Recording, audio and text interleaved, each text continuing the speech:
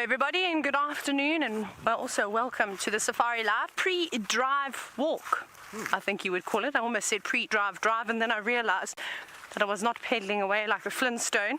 I was actually using my own 2 feet to move around this afternoon. Oh, look, this is cool. Look how relaxed they are. This is some zebra and some wildebeest that are just casually watching us, that we've just bumped into now in the front of quarantine. And there's baboons. Oh my goodness, there's lots of animals here. This is quite exciting. I'm not going to tell you too much about them because we're going to save it for the show. So we'll just do a little loop. We'll probably come back here a little bit later. But if you're wondering who I am, my name is Taylor. On camera with me is Brian and the thumb. Where is he? He doesn't come on bushwalk. He doesn't come on... the pre-drive walk, remember? And he doesn't come on bushwalk. Is he naked? Yeah, he's naked. He's naked. How dare you bring him out in public like that? There's children that watch the show. He's hidden, like he's holding the camera today. And then Orbs is keeping us safe and acting as an extra pair of eyes and ears. There he is. Look at that big rifle. Don't worry, we don't have to use it. Luckily for us, we are well trained out here, so the chances of something going wrong are very, very slim, but it's for just in case. Like I said, we've got lots of animals around here. We're just going to walk. We're just going to bumble around for the next couple of minutes. And I think Jamie's going to start the show. We've also got schools joining us this afternoon. So for the first 45 minutes of drive, we'll be dedicating questions just from the schools that will be joining us. And they're all from the States, which is quite exciting. Imagine if if you had the opportunity, perhaps you're grown now, you're not in school anymore. But imagine as a kid being able to watch a live safari for 45 minutes. I think it's amazing. And I wish that I could have done something like that. And then I probably would have attended school a little bit more. Well, coming up with excuses as to why I shouldn't go. It wasn't for me, that place. No, I'm just teasing. We all have to go, of course. Oh, it's hot. What is the temperature? 89. 89 degrees Fahrenheit. Sure. It's warm. So Brian and I have decided that we're just going to, not 89, I went a bit high there, 84 degrees Fahrenheit. So Brian and I, we're just going to stop here and we're going to do the rest of the next 3 hours in the shade. Hey? Yeah. That's what we're going to do here. What happens if I go around you? If you stand and then I go round, should we try it? Oh, yeah. But do you want to come out so I don't have to go through the grass and get the ticks? Can you keep up? Yeah. Am I too quick? Yeah. Can we go? I'm going to be exhausted after this. We're allowed to do random funny things like this in the pre-show. I don't have to behave just yet. Almost time though. We have to be professional. But that's when you do the different, the whole face thing. Actually, Brian, I think you'd be good at that. We need to see you do that. Maybe tonight at dinner. And then I heard rumors that Tingana popped onto the property this morning after game drive. So we'll probably go and try and follow up on him. Normally when he comes in, he heads towards sort of Twin Dams area, and he likes those drainage systems. So we'll go have a look around there. If we're lucky, we might see some elephants. We're definitely going to come back to the zebra, wildebeest, and the baboons because they are so relaxed. I think it's just because we haven't really paid them too much attention at the moment. So we'll probably go and find a bit of shade, and then we will come back to all these very cool creatures out here. And maybe some grasshoppers. I'm sure we'll have grasshoppers and spiders eating other spiders. I'd like to find a jumping spider again. They're one of my favorites. What else? I don't know. We'll see how far we get. Maybe some plants and all sorts of exciting things out here. You never know what the day is going to hold for you when you're out on safari. I think we'll leave the leopards, the royal family, up to Jamie or Brent. Oh, actually, Brent said he might go back to Chitwa to see if he can find Tundi and Tamba, which will be nice. I still haven't seen those 2 leopards yet. They are avoiding me like you have absolutely no idea. Radio. One radio for the day. We're going to say goodbye now. I'm going to send you across. Well, we're about to start the show. We'll see you soon.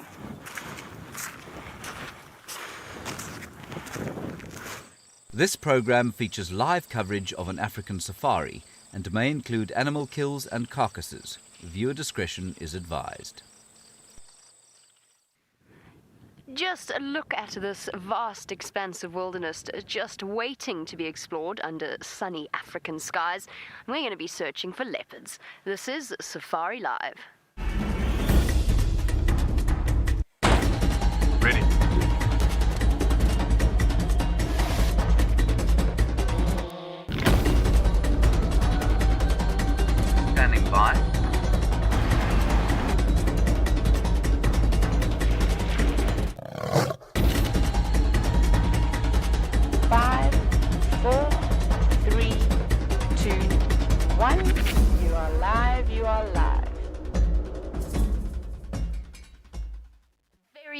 afternoon to all of you, and welcome on this afternoon sunset safari. My name is Jamie, and this afternoon Dave is on camera with me, and a special welcome to Hamptons Oaks, Bartlett and Malibu, the three schools joining us this afternoon. I hope you kids are all super excited to go and explore the wilderness with us. And we're coming to you live from a place called Djuma Private Game Reserve, which is up in the top northeastern corner of South Africa.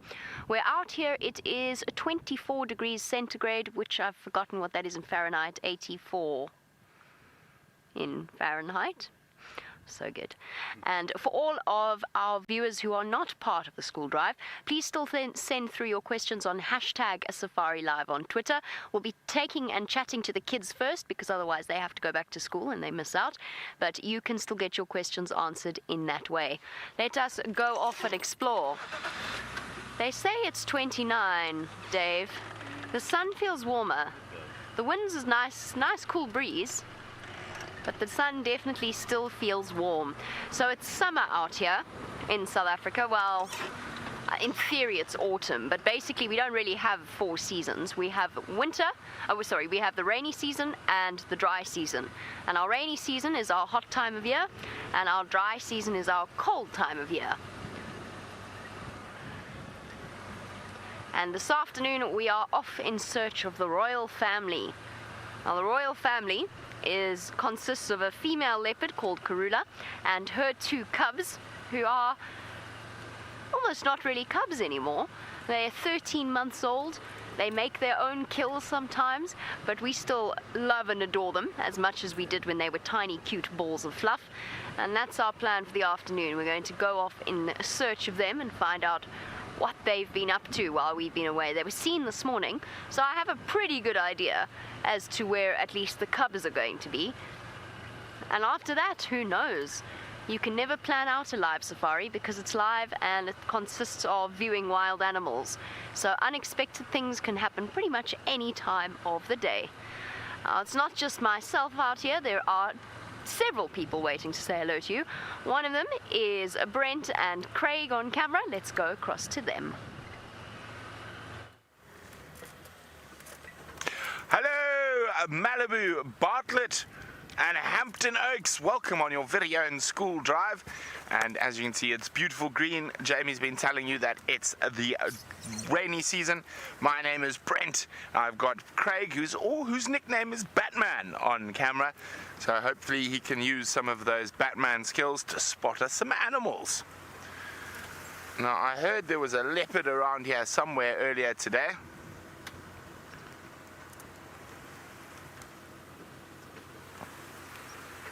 So we're just looking to see if we can see his paw prints on the ground and try to figure out maybe where he went. And it is a beautiful sunny day.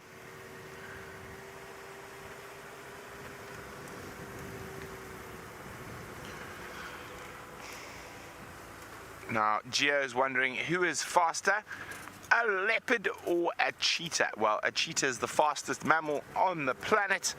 So a cheetah is faster. They can do up to about 110, 115 kilometers an hour. A leopard can only get up to just below 90. Okay, so this is where that leopard was seen, but he's probably sleeping in the shade somewhere. And I know Jamie's going to look for the other leopards. I might go look for some hippos, some crocodiles, if we don't see any sign of this leopard close by.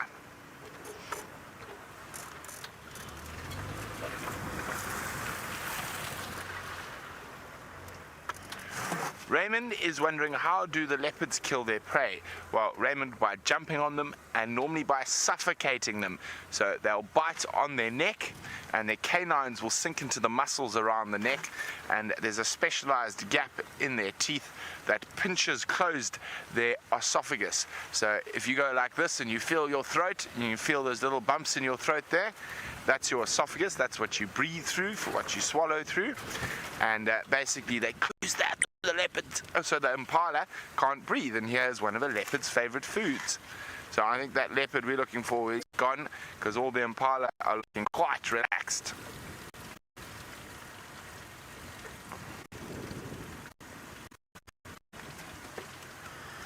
Hello, impalas.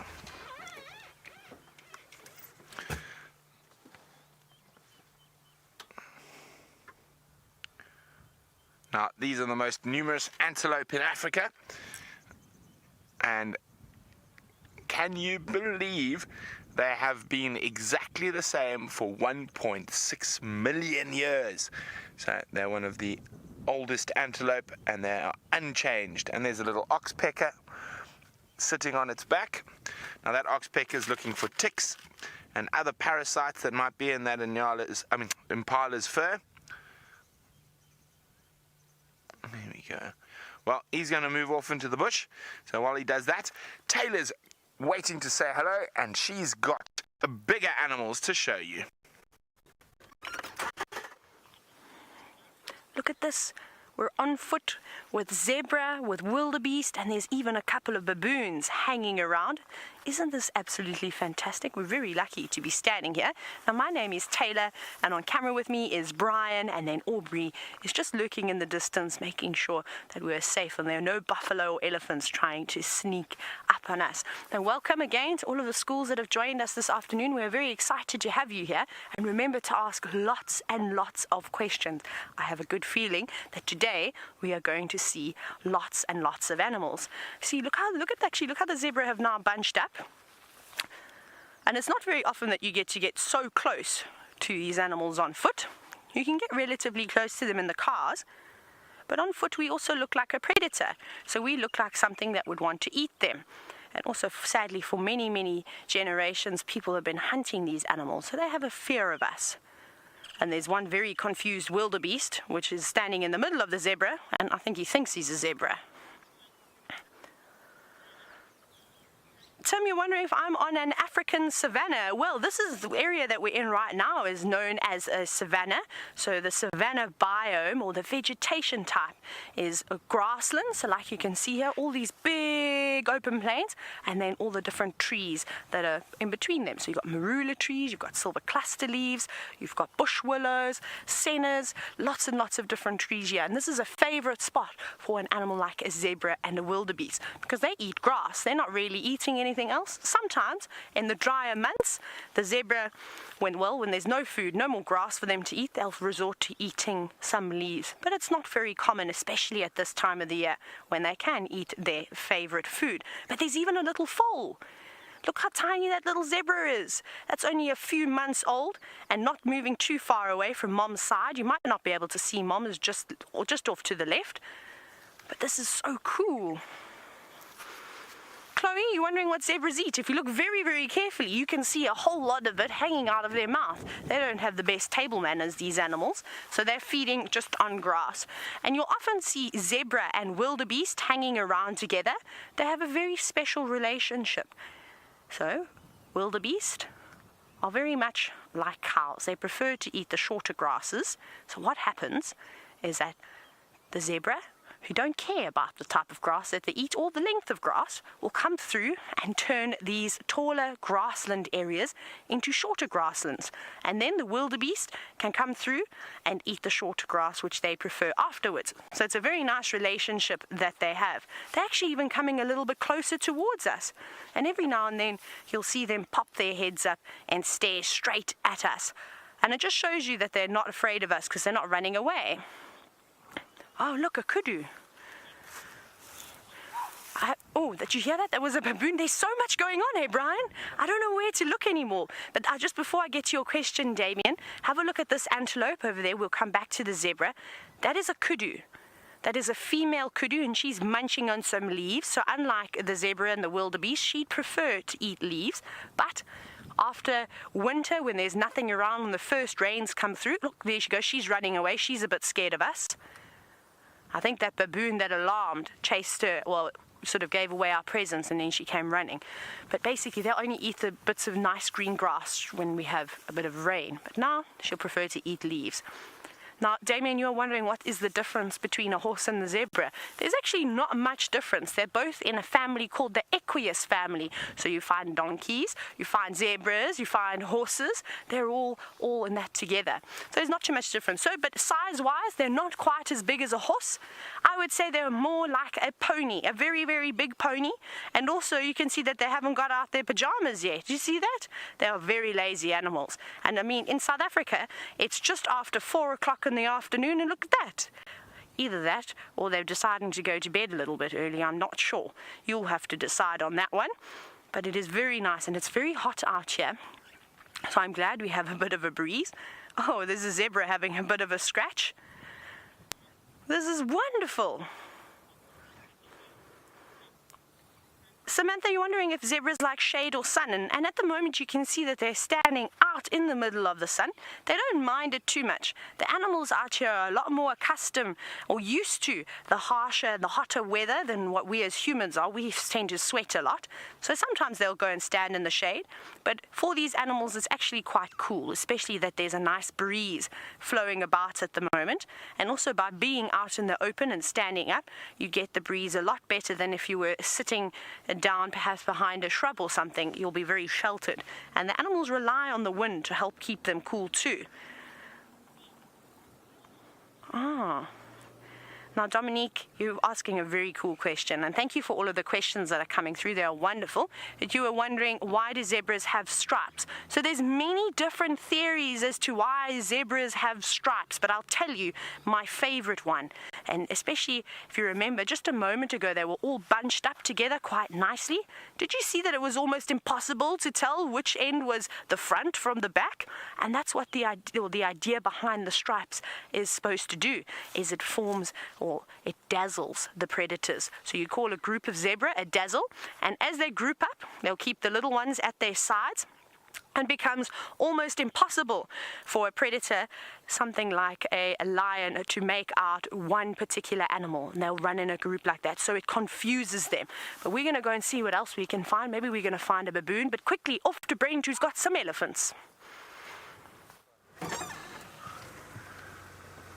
Well, yes, we've got a nice herd of elephants there, busy feeding through the bush on both sides of us at the moment. Hello, little one. There's an elephant that's about the same age as you. About, maybe a little bit younger, maybe 7, 8 years old.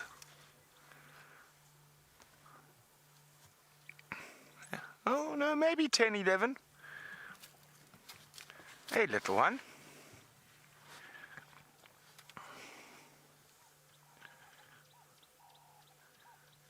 So, of course, this is the biggest mammal in the world. There is nothing bigger than an African elephant. Oh, wait, Craig, I'm going to try and go around onto that little road there. I think there's some more in the water, in the little river. I just saw a tree going like this. I can hear it breaking. Here we go. Is he going to go have a big splish splash in the water? Hello, little bull. So there's a teenage male elephant there, coming up right in front of us. Hello, mister.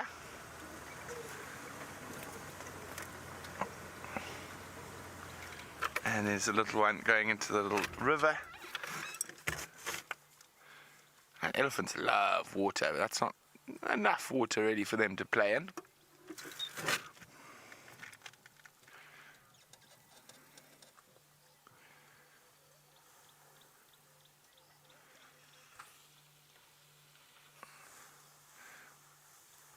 Oh, here comes another teenage bull down the hill. So a nice big herd here. Maybe 25 elephants in total. Of course, with the thick bush, we can't always see all of them, but I can hear them crashing and bashing around.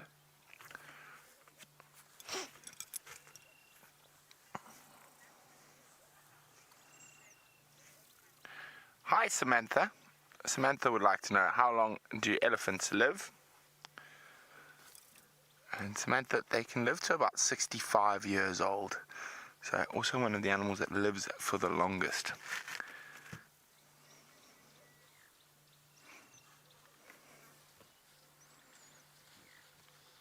Hey, you. Don't get cheeky though. I can see you are after trouble. Hey, hey, hey. Behave yourself. Hey, hey. So I have to talk to elephants sometimes when they get a bit naughty. So he's just getting a little bit too close, so we don't want him to get too close. So I've just had a little chat to him saying he mustn't be a naughty elephant. Now at this age, young bulls often do that. Yes, behave yourself. Wasn't causing any trouble, I was just sitting here quietly.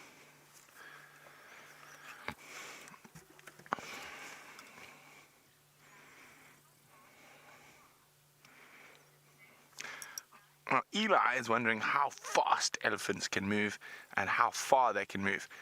Eli, well, they can move pretty quickly, faster than Usain Bolt. So they're faster than the fastest human being. And it's about around 45 to 50 kilometers an hour. Oh, here comes another one.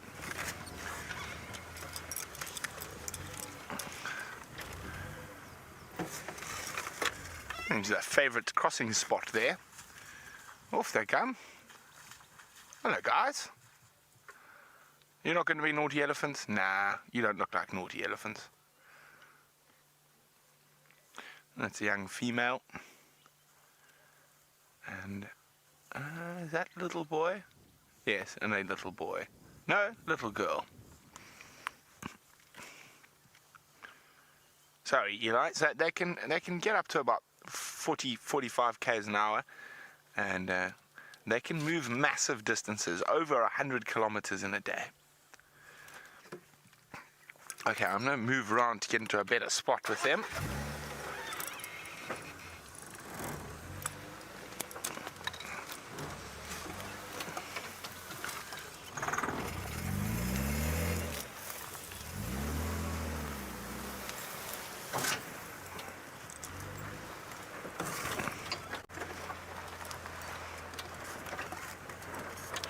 Now there are some water holes close by here that they might start swimming in. Oh, Liam's asked such a cool question. He wants to know, why do elephants have such large ears? Well, Liam, that's because their ears are their air conditioning system. So that's their AC.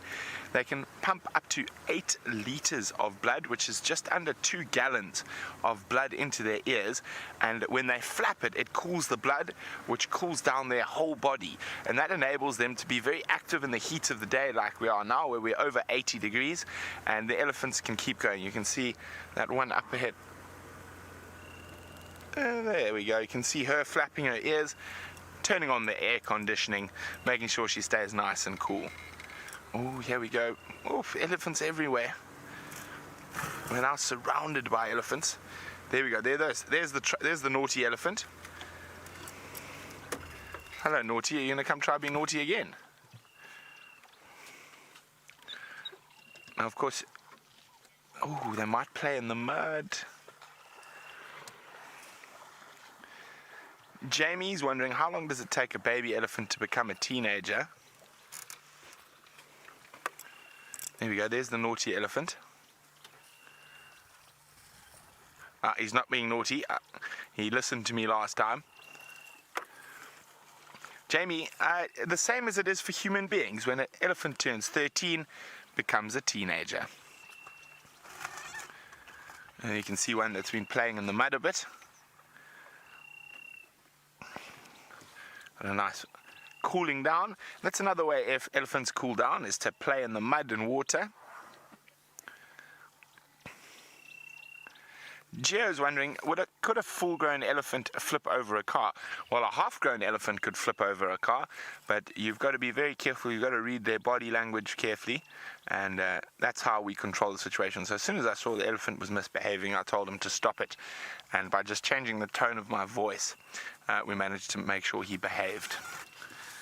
Hey guys, so it's always important when you're close to elephants to keep calm. And see, when I start the car, I let it run for a few seconds. Now, Makani's asked an interesting question, and it's a bit more of a complicated question. Makani says, can you ride an elephant? Well, Makani, you can ride an elephant.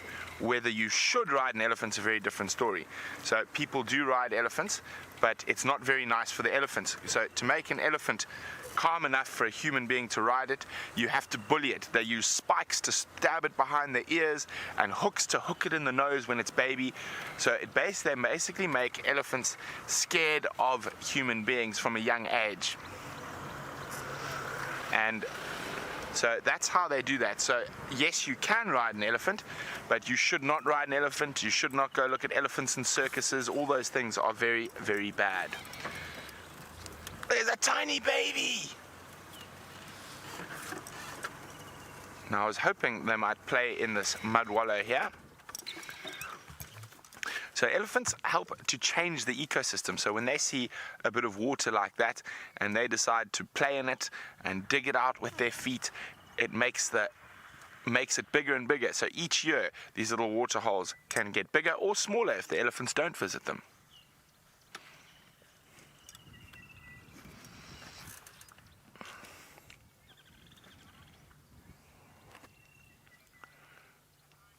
So Idea is wondering, do elephants ever leave their mothers? The boys, yes. The boys leave when they're about 16, 17 years old. Sometimes they'll stay around a little bit longer, but normally the boys will leave at that age. The females will stay part of their natal herd or the greater natal herd, and so will stay with the family. The bulls, the big adult bulls, don't spend much time. There's the tiny baby to the left, Craig. There it is. Look how small he is. So that baby is probably only a couple of months old. Oh, excuse me.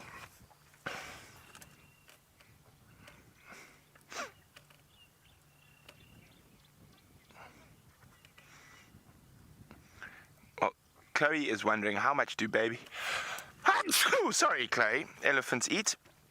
And Chloe, they don't eat too much when they're little. They'll drink, but they'll drink about... Oof, upset with someone. That's elephants talking to elephants. But they'll drink quite a lot of milk. But when they're born, can you believe they're over 100 kilograms? Now I'm just trying to work that out into pounds for you.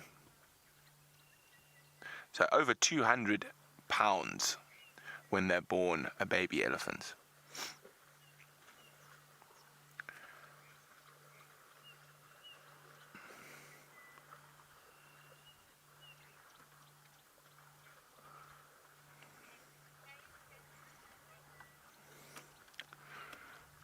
Well, Mahogany's asked an interesting question. Is an elephant prey, predator, or both?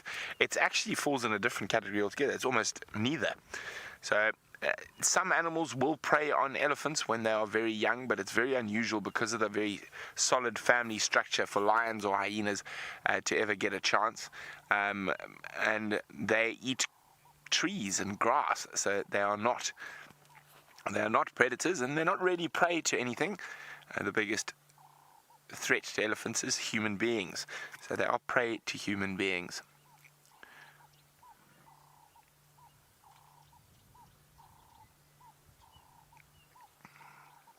Okay, well, they have moved out of our Traverse area and are going to keep heading south. Makani is wondering, can elephants stomp on predators? Yes, they can, and they can do a lot worse. Not only can they stomp, they can pick them up with their trunk, they can throw them into the trees, they can use their tusks to stab them. So predators generally try avoid elephants. Whoa, look at that.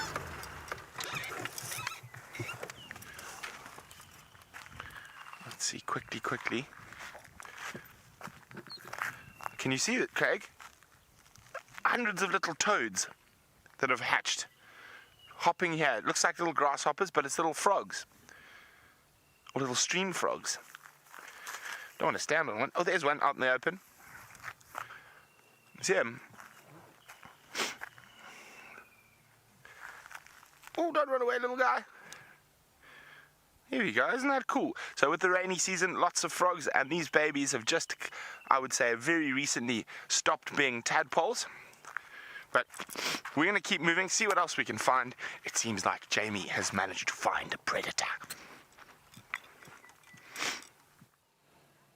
I have indeed, but I want you to see whether or not you can spot the animal in this image. Can you see her?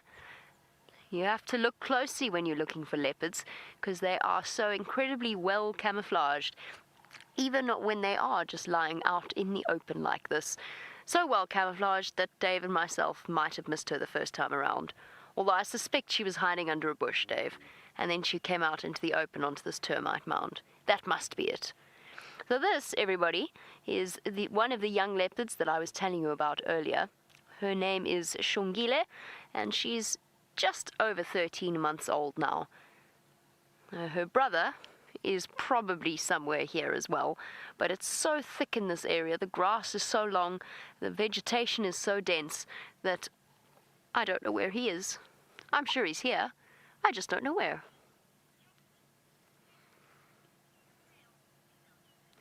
Now, Justin, you want to know who does more hunting, the male or the female leopard?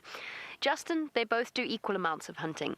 So when a leopard grows up, it is completely solitary unless it is a female with cubs, in which case actually probably she ends up doing more hunting than a male might because she has to share her food with her two cubs as well. So I guess you could say actually female probably does slightly more hunting just because she has to feed not only herself but the various litters of cubs that she has throughout her life. So but male leopards will hunt as well. And remember that actually there's no species out here, there's no predator out here where either the male or the female does more hunting. So in lions, both males and females hunt. The males have to be able to hunt, they have to be able to look after themselves when they're away from the females because they don't always spend time with the females. So male lions do hunt as well, probably just as much as the lionesses do. Now, Gabby, you want to know why do leopards have spots? And the answer is, Gabby, it works really, really well to camouflage them. And that might seem a little bit silly, but wait till you see a leopard walking through the grass or behind some trees in dappled sunlight. So in other words, sort of half shade and half sun. And you'll see what I mean about how easily a leopard can disappear. And when it climbs up into a tree that has thick leaves, you can barely see them at all sometimes. Oh, such a tired leopard cub. Eh? So just too hot to do anything, Shongile. I'll tell you something else interesting about leopard spots.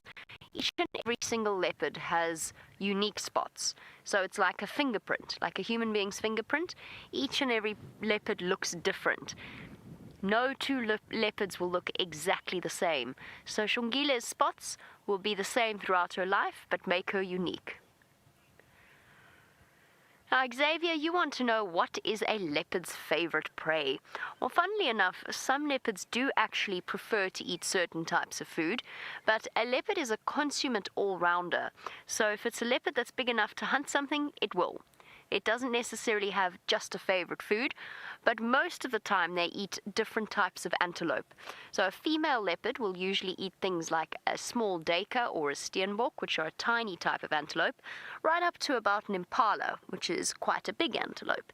And a male leopard can eat things slightly larger because a male leopard is twice the size of a female leopard. So they can hunt other types of bigger types of antelope. Our leopard is not doing much catching at the moment, but that's what leopards do at these temperatures. Luckily for you, Brent's got an aerial predator that has been busy. Here we go. We've got the biggest aerial predator we get in this. Oh, there he goes. Well, it's got something in its talons. We were trying to figure out what it was.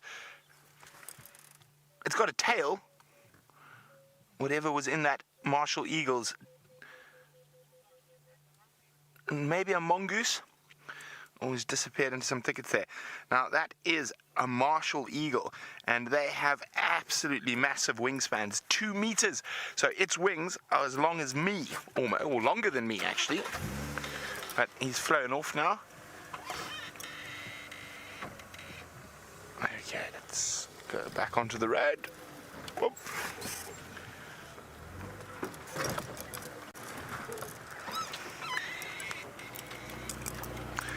Now, it looked like a mongoose. It looked too big to be maybe a dwarf mongoose. The tail looked a bit long. Could be a banded mongoose that it's caught. I said we're going to try find some hippos today. So we're going to keep moving towards some other water holes. While we do that, let's go back to Taylor and her striped donkeys.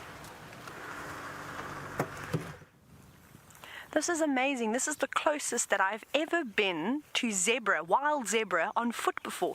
Have a look. They're even walking towards us now. And we've done a little bit of shuffling around.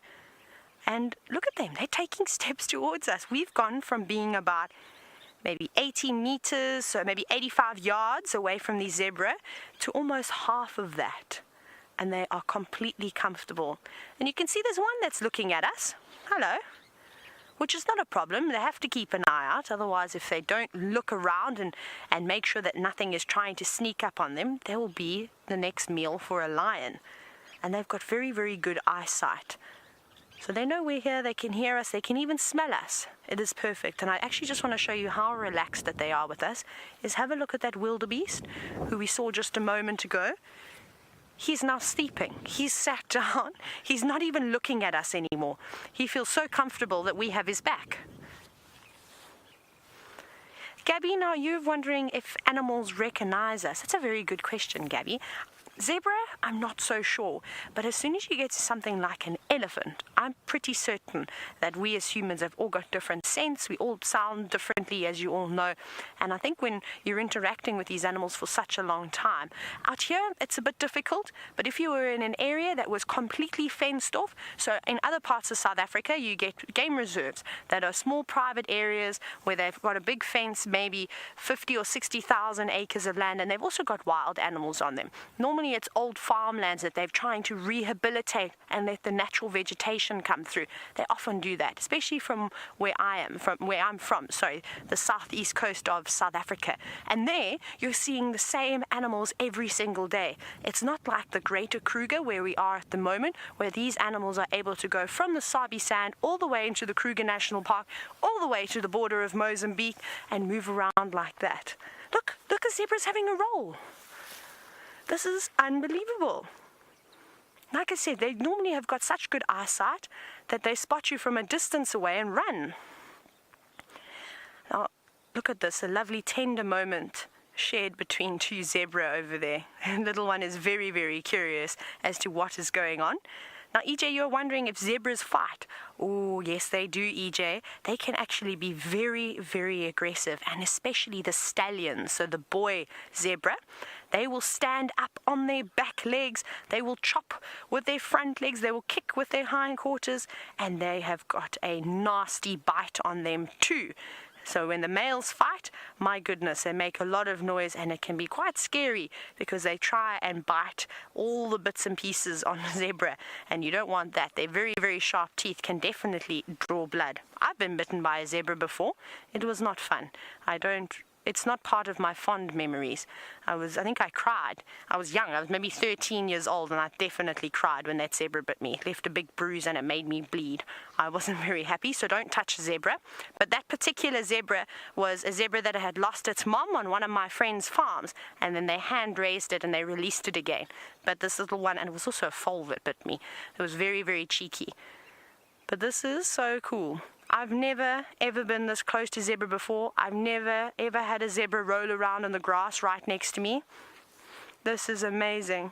Now, if you look at the zebras, we were talking about earlier if they are related to horses, and I said that they definitely were. And Alexa, you're wondering if we can ride horses. So this is one of the main differences between horses and, well, domestic horses and zebras, is that zebras don't have as strong of a back as a domestic horse has. They're used to carrying heavy weights. It's the same thing with donkeys, but out here their backs are a little bit more sensitive. Though there was a doctor, I think he was from Kenya, he used to ride a zebra to work and back, but I think that's an exception.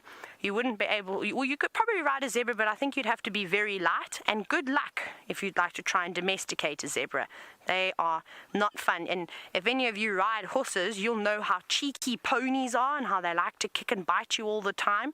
The zebras are 10 times worse.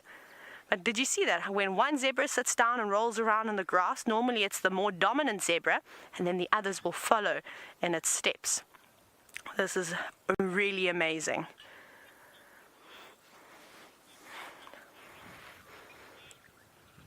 Just checking around me to make sure nobody else is sneaking about. Claire, you're wondering if zebras are vegetarians. They are indeed. They are herbivores, so they just eat plants. They don't eat any meat or anything along those lines. So when you're out in the bush, we as people can be vegetarians, but we refer to the animals that just eat the plants as herbivores. Then, if you eat plants and maybe some insects and a little bit of meat, you'd be called an omnivore. Then, if you're a lion who loves to eat zebras and buffalo, you'd be called a carnivore. So those are the 3 words that we use to describe the feeding habits of these animals. Isn't that cool? Look, they're coming closer again. I know I keep saying that this is amazing, it's spectacular, but I've been working in the bush now for a couple of years, and this is the first time I've ever experienced anything like this.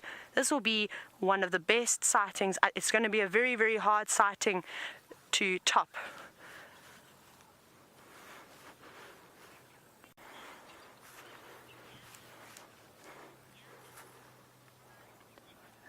We're just watching them. And Yada, you're wondering if the stripes change as they get older? Well, let's have a look at that little zebra. And you see, its stripes are still very, very narrow, so they don't necessarily change. The pattern stays the same, but they do definitely get stretched out a little bit and get a bit wider as that zebra grows. It's like us, you sort of grow in your own skin, and so do the zebras. And what's really amazing about their stripes is that stripe, the pattern that they have on their bodies, is completely unique to just them. Now, look how the zebras have turned their heads. They're watching something. There's some more zebra. And they're going to walk right past Aubrey. Look at that. There's a whole nother herd. I don't know if they've seen Aubrey. He's sitting very quietly on a log. Oh, there we go. He was spotted. He trotted off. And hopefully they'll come and join this herd over here and then relax and sort of take off from their behavior. Because that's what animals do, is that they look at each other and they think, hang on, actually, no, don't even look at me. Look, they're going to come and meet each other. Samantha, you're wondering why they move their tails around so much. It's because of the flies. This is so cool. I think they're going to have a greeting ceremony. So unlike us as humans, we can use our hands to swat at all the insects. They can't do that. So that's why they've got long, wispy tails, so that they can swing them around and even get all of the flies that are on their backs underneath their stomachs. Look at this. Look at them all saying hello to each other. Oh, did you see that? Look at that big kick that one got. Come on, guys, settle down. This is lovely. And the poor wildebeest, I think, is feeling left out now because nobody went to say hello to him. Look at that. Look how playful they are. Oh, wow. Look at the big stallion on the left. See that big stallion on the left? He's watching us now, making sure we don't get too out of hand. And off they go. Oh, wow. See that? Now they're all playing around with each other. Obviously, this herd got a bit separated because the way that they greeted each other made me think that they must know each other. They must see that they're grooming each other. They're saying hello. And I didn't see a big stallion in that herd before. So I reckon that one that was standing off to the left, he had the big bold markings. Maybe he went to go and fetch the rest of the herd. Maybe they got a bit split up. Because sometimes what happens if they do get a fright, the first thing that they will do is they'll often stand and have a look around. And then after that, they'll make the decision whether they're going to stay and fight whatever's in the distance, perhaps stalking them, or if they're going to run away. Normally they will run away. Most animals, if they can, they will run away. And they didn't do that. They came together. They said, oh, hello, I've missed you so much. You don't know how long they've been gone for. And that stallion as well, he'll have a favorite mare, so a favorite girl that he loves the best. And I definitely saw something like that in there. That is hands down the most incredible thing I've ever seen on foot. Forget the elephants, forget the leopards, forget the lions. To have an experience like that with one of the prettiest animals out in the African bush with the most exotic pattern is just fantastic. Wow. That's all I have to say about this, is wow, wow, wow. Catherine, you're wondering if zebras play a lot. They do indeed. They've got wonderful personalities. Like us, if you watch animals for long enough, you'll realize that they have their own personalities and they're all a little bit different from each other, and some may like to play more than others, but you'll normally see the youngsters, the little ones, running around, chasing each other, kicking each other, biting, but it's often practice for when they get older, especially if they are boys. They need to practice fighting, and the girls, well, they're just having a good time, and it's good for strengthening the bond between each other. So like you go home, your mom may brush your hair, she'll give you a hug, she'll give you a big kiss, or you play with your brother or your sister. It's the same thing with the animals. They have all those things happening to them, but just in a zebra way. Wowee. Well, I think that's enough of those zebra. We're not going to push it anymore. That was so cool. Now, Cameron, this is a very, very tough question to ask. You've wondered, how do you tell the difference between a male and a female? It's very, very difficult. But if you know horses, you know that the stallions, the boys, they get big necks, big muscles on their shoulders, on their backs, on their bottoms, and they just look very muscly, like a bodybuilder almost. And the girls are a little bit more slender, a little bit prettier. That's one way you can tell the difference. But the other way, you have to look very carefully, is that if you look in the bum of a zebra, you'll see if they move their tails, the female has got a thick black stripe running underneath her bottom, and that's how you know if it's a girl. The stallions don't have that. Otherwise, it's very, very difficult, and you have to look very, very carefully. But the way that I do it is I look, and I see which one's got the prettiest coat, the shiniest coat, the darkest stripes, and the biggest muscles, and that's normally the boy. But we won't go and do another approach on them, because I think that was fantastic, and hopefully the next time that we come across the same zebra herd, they will give us the same sighting and be so calm with us. Isn't that really cool? But I know I haven't got much time with you left, and I'm sure you're dying to see those leopards again, so let's jump across into Jamie's vehicle. I'm sure you must be dying to see these leopards again, so thank you to Taylor, who's been showing you stripy things. Now we're going to show you something spotty, who at the moment is practicing her yoga stretch by putting her leg over the back of her head. She's just making sure that she gets to all of those hard-to-reach places and gets rid of the ticks. Somebody's awake now, eh? I think you want to go and search for somewhere cool to lie, that you haven't warmed up the soil. Or maybe you're just rolling over that way. Here you go, you can see she's fastidiously nibbling away at the fur of her tail to get rid of all of the ticks and anything that might be there, clambering through her fur and making her itchy.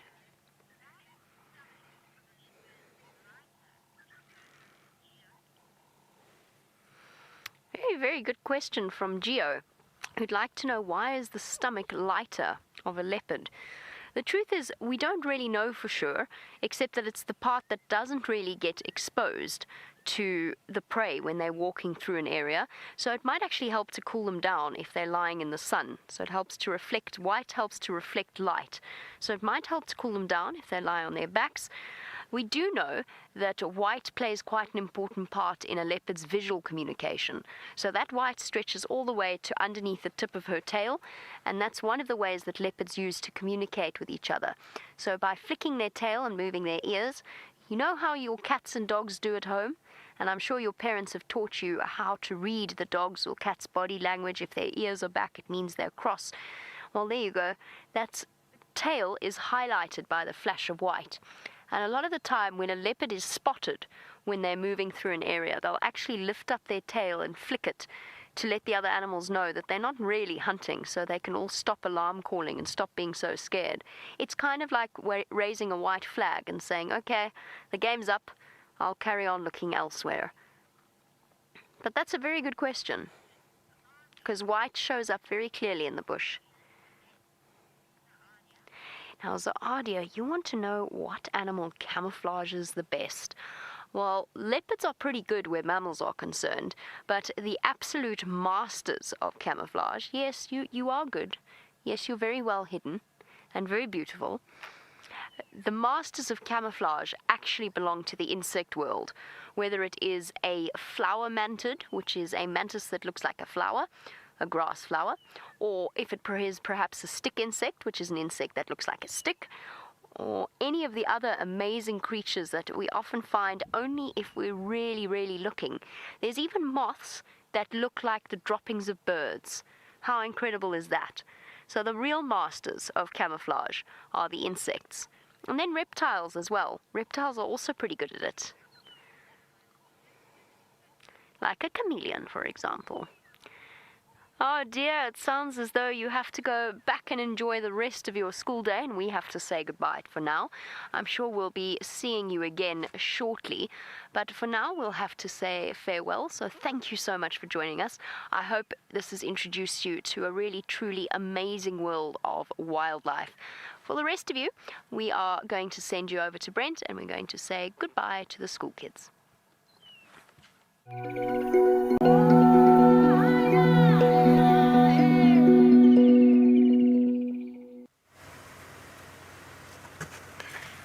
Now we've decided to go check Cheetah Plains. They haven't had any guests, so no one's been out on Cheetah Plains for 2 drives so far. So there could be all sorts of wonderful mysteries. And then on our way back, we're going to go see if Tundi's still there, and Tumba, and go down and have a look at that massive full Chitwa Dam, and see if there's some fish eagle feeding on catfish, see what else is going on in that area.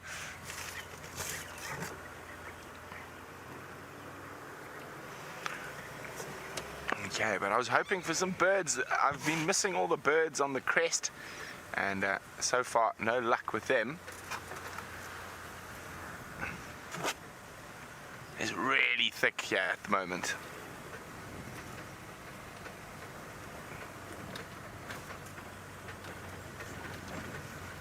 But very beautiful. Remember, hashtag safariLIVE if you want us to answer any of your questions. We'd love to hear from you. This world of ours.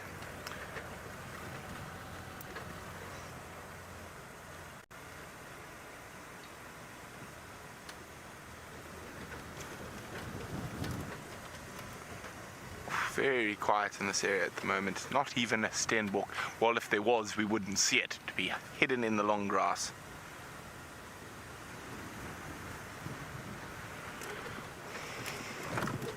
Now, the lions are evading us at the moment, but that's not uncommon at this time of the year. The lions spread out, they follow the wildebeest and buffalo. So, unluckily for us, they've moved towards the north and to the east. Maybe we'll get lucky on Cheetah Plains with lions. No one's been down there, so worth a squiz. Okay, we're going to go through a gremlin grovel hollow just up ahead. So while we do that, let's go see how Miss McCurdy is faring on bushwalk. Well, Brian and I are smiling from ear to ear, still, because of that experience that we've just had was absolutely exhilarating. I don't even know what to do, what to show you now after experiencing something like that. It's going to be quite tough, but we're actually just bumbling down the road at the moment, as you can see. And well, seen as though we were looking at zebra, should we have a look at what their track looks like? And we'll do all aspects of zebra today. So here you go. You can see it's very, very clear. You can actually see their footprints going all the way up the road. You see the big ones, small ones. But this is the hoof. Here's the outline. You can see it goes in. Exactly like a horse track, and not very big feet. So you can see just here, look at the size of my hand. It's much smaller, and this is from an adult zebra. This is much smaller than that of a horse track. A horse track will probably be, let's add on, depends what size of a horse. Wait, come back here, piece of grass. Their track will probably come out a little bit more like that. A little bit bigger than that. So I'd say 1.5 times the size of a zebra. An adult zebra track would be the size of a horse. That would be an average size horse. I'm not talking about a 16-3 warm blood or Hanoverian or anything like that. Then they have massive, massive feet. You're looking at closer to the size of a buffalo's foot. Right, let's see the little bumble. Now, Deborah, you're wondering if female zebras share responsibility for raising the young. I haven't ever seen too much allo suckling going on between zebra before. So I don't think it's that common, but what I have seen a lot, and I'm sure most of you know this if you've had any dealings with horses, is that sometimes some certain mares make for very good surrogate mothers, and there are very few species that you can do this with, but the horses are one. So I'm not sure whether the same applies to zebra, and I'm sure it's specific to each individual. You can't just say no, they don't do that, because one day I promise you there'll be a case where there was an abandoned foal and by some miracle another zebra, maybe she conveniently just lost her foal, will take over that responsibility. That's what happens a lot with horses. So I don't think that something like that could not happen out here. I haven't seen it. I don't know if there's any recorded cases, but you can't ever, I think a behavior like that, you can't just cross off of the list and say that they won't do something like that. But that's also just my opinion. After working in the bush for such a long time, I've seen many books that have said animals do this, they don't do that, but then in the wild you watch them doing something completely different or doing what the book has said that they don't do. So I'm always very open-minded when it comes to behaviors like that. Sharing responsibilities though, you typically will see mom and foal sort of spending more time together, grooming each other, and then you might see the mares though grooming each other, but I haven't ever seen another mare grooming another mare's foal. That's not very, very common at all. But like I said, you just got to keep watching. Also, it's difficult to, when you're watching a big herd of zebra like that, to pinpoint and keep tabs on each female. Turin, you're wondering if zebra are a lot bigger than horses. No, not at all. They're about the size of a big pony. So if you know the sizes of horses and hands, I reckon that some of those zebras, maybe a stallion gets to just over 15 hands, so more like we'd say a honey, which is a horse-cross pony, and then the females would be just slightly under that. So I reckon about 14.3 or so is the standard size of a zebra. They're not particularly big, so if you were to stand at one, you'd probably find that their back is about here. The sort of to my chest, so not massive, and but that's also, I haven't been up close to a fully grown zebra before, so I'm also not sure. I'm just trying to estimate from what we've seen on foot. And the vehicles, these animals look so small until you face them when you're on the ground. I can't tell you how much bigger they look, and especially a wildebeest. From a vehicle you think wildebeest small, and then when you walk near one, and especially the big bulls, you see how all that muscle in their shoulder and their neck. They are super powerful creatures, and I think if any of those zebra or wildebeest had to run at you, they would go straight over the top of you. Saying that, even an impala would knock you off your feet if it came at you quick enough. Now it's very thick here, so we just need to keep our eyes open. Hunter, you're wondering if their hooves crack open like horses? Most certainly. But the thing out here is that they get natural filing. So they don't need a farrier. From moving around on the different types of terrains, they're constantly filing their hooves down all the time. Remember, with horses, we put them into specific things. We put them into a paddock with just grass. Then they may come in, walk over a harder area, and then they go into the stable, which is filled with sawdust or rubber, whatever the type of stabling conditions you have. So there's not that much opportunity like a zebra to have that natural filing down on the different types of surfaces. You'll find some zebra might have problems with their feet.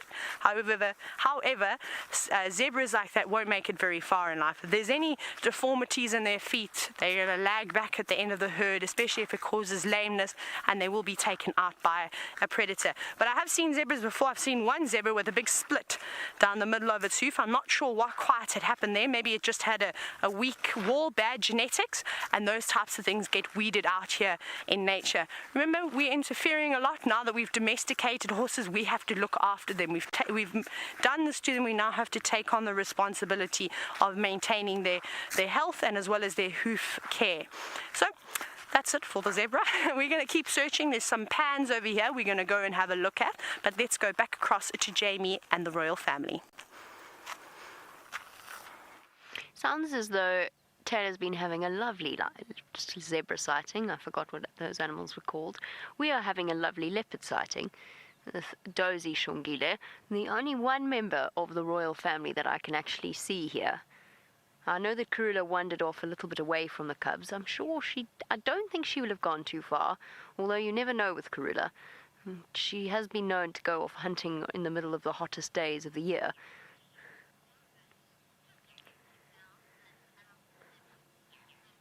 To connect the two, David, you want to know whether or not a leopard could take down an adult zebra? No. I'm trying to think if there's any circumstances, maybe if the zebra were injured in some way, perhaps a really big male leopard might chance it. You might find there are 1 or 2 recorded cases of that. Leopards do take zebra foals. That does happen relatively regularly. But zebras are not defenseless. They bite and they kick and they're very, very strong.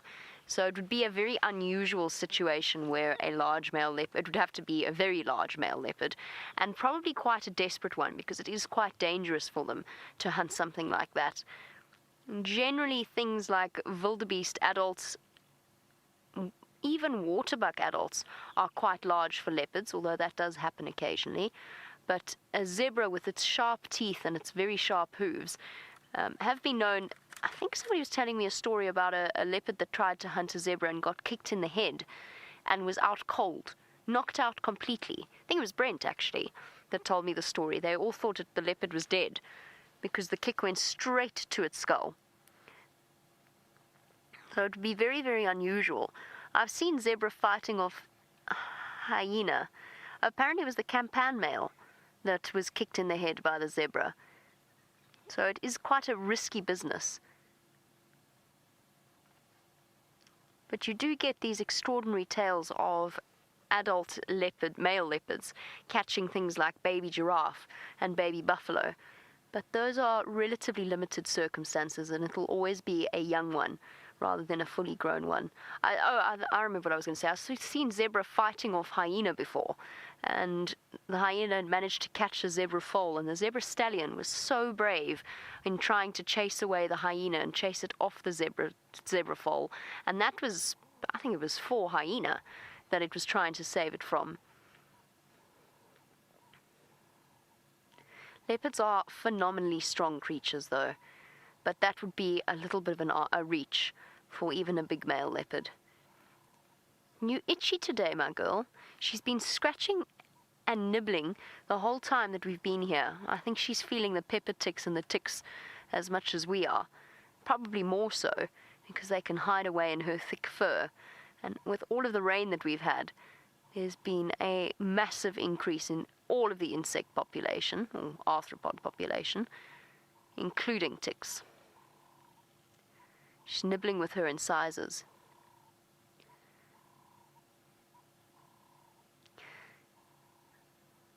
Oh, I suspect...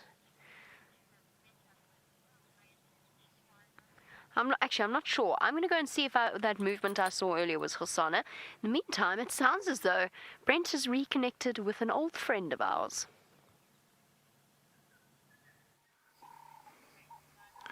Here we go. Well, it's definitely not pinchy wino, but it is a terrestrial crab. Look at the size of that single pincer. It is massive. You definitely do not want to get your finger or your toe caught inside there. Now, I was thinking about it. I moved him off the road because they are quite hard to spot and someone might run over him. But I was thinking about releasing him down here. Craig? And of course we have Rollo from Biome. He's moving. So if the camera shakes, it's Rollo's fault. Oh, I think it can fit a toe in that pincer perfectly. No, of course, I'm only joking. Poor crab, you wouldn't want to touch their feet. Sus! So we're going to just let him go, but I thought you guys might like to see. You can see the difference in the size of the pincers. And that one will be used for holding stuff down to feed. This one for fighting and defense. Okay, little crab, you're quite a long way from water. But you obviously know what you're doing. I'm crossing the road here. Now, of course, lots of different birds. Whoa, whoa. No, I'm only joking. Lots of different birds will eat them. Now, I just want to see, where's a little stick? Before I let him go. I'm okay here, Craig? So, you can just see. Not now, I want to see if we can show you the absolute power. Look at that. He's got hold of that stick. He's not letting go. And you can see the little teeth that'll be used to crush anything that gets inside there. He doesn't want to let go of the stick. But this is also a nice way to release crabs, so they can't take advantage of you letting go of them and bite them. So once he's got onto the stick, you let go. Put him back on solid ground. Here we go. Bye-bye, Mr. Crab. Now, there's a bird call going at the moment that has been driving me nuts because I haven't been able to put it on camera. It's one of the quails. And they've obviously come into this grassland area when there's rain, and the only time we ever really see them is when we flush them while we're driving along. Hopefully I'll be able to spot one without flushing it to add to our bird list. Now, as I said, no one's been out on Cheetah Plains for a couple of days, so we're checking the northern boundary first, and of course we've got good chances of quarantine. And I haven't heard anything about the Torchwood Pride. They were just here, very close to the boundary. Have they crossed? I don't know.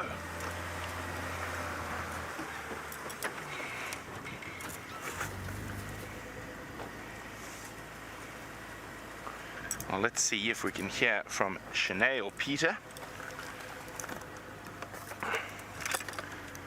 Shanae.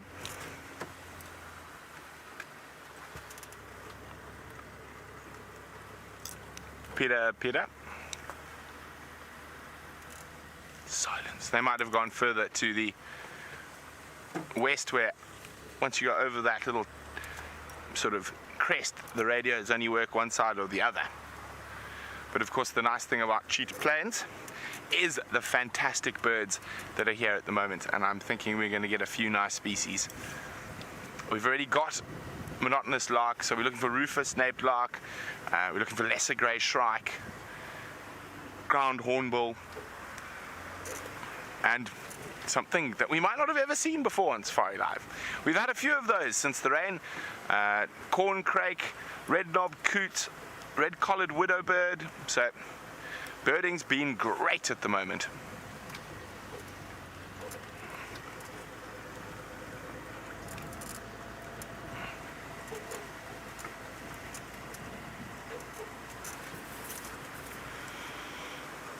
So let me just double check here. We are on how many bird species so far? I've got my list going here. List says we're on 35. So not too many to go. Only a bit more than half. No, I'm actually not too worried about getting to 100 birds. And especially with the rain sort of done me a favor. But I was chatting to Brian. Brian and I have decided the next time we're on a morning drive and the weather's right and it's all perfect, we're going to try for that mythical 50 birds and in one single morning drive. We've got close, so very close. It's 46 or 47. So we think we can do it.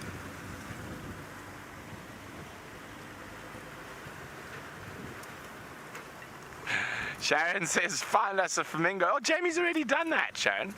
No, of course, as I said, I have seen flamingos in the Sabi Sands before. So they do, and after rain like we've had, it is possible that they might just randomly arrive. So it is possible. Fingers crossed, Sharon.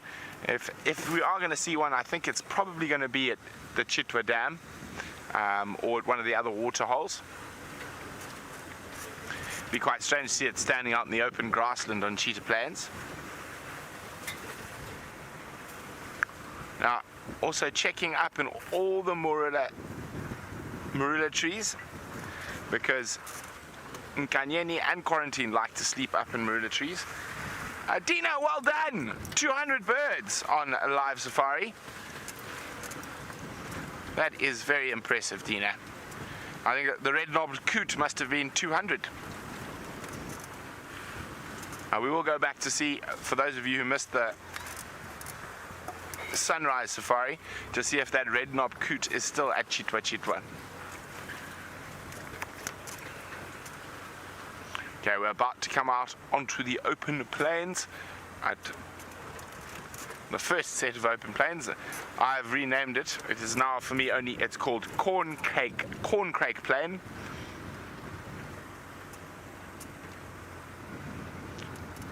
James is wondering, do we still hear the classes cuckoo? I actually haven't, but this late rain could bring the cuckoos back. Oh, there's a dove we don't have on our list. Let's get him on quickly. A very pretty little fellow called an emerald spotted wood dove. And as we get closer to... Oh, look at him. What's he got there? So they're mostly seed eaters, but they will eat the odd insect.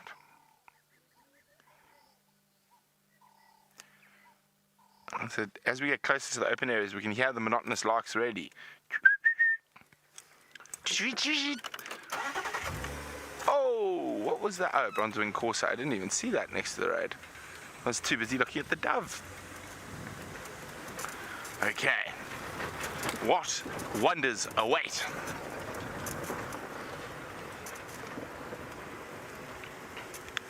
Apart from the monotonously calling monotonous larks.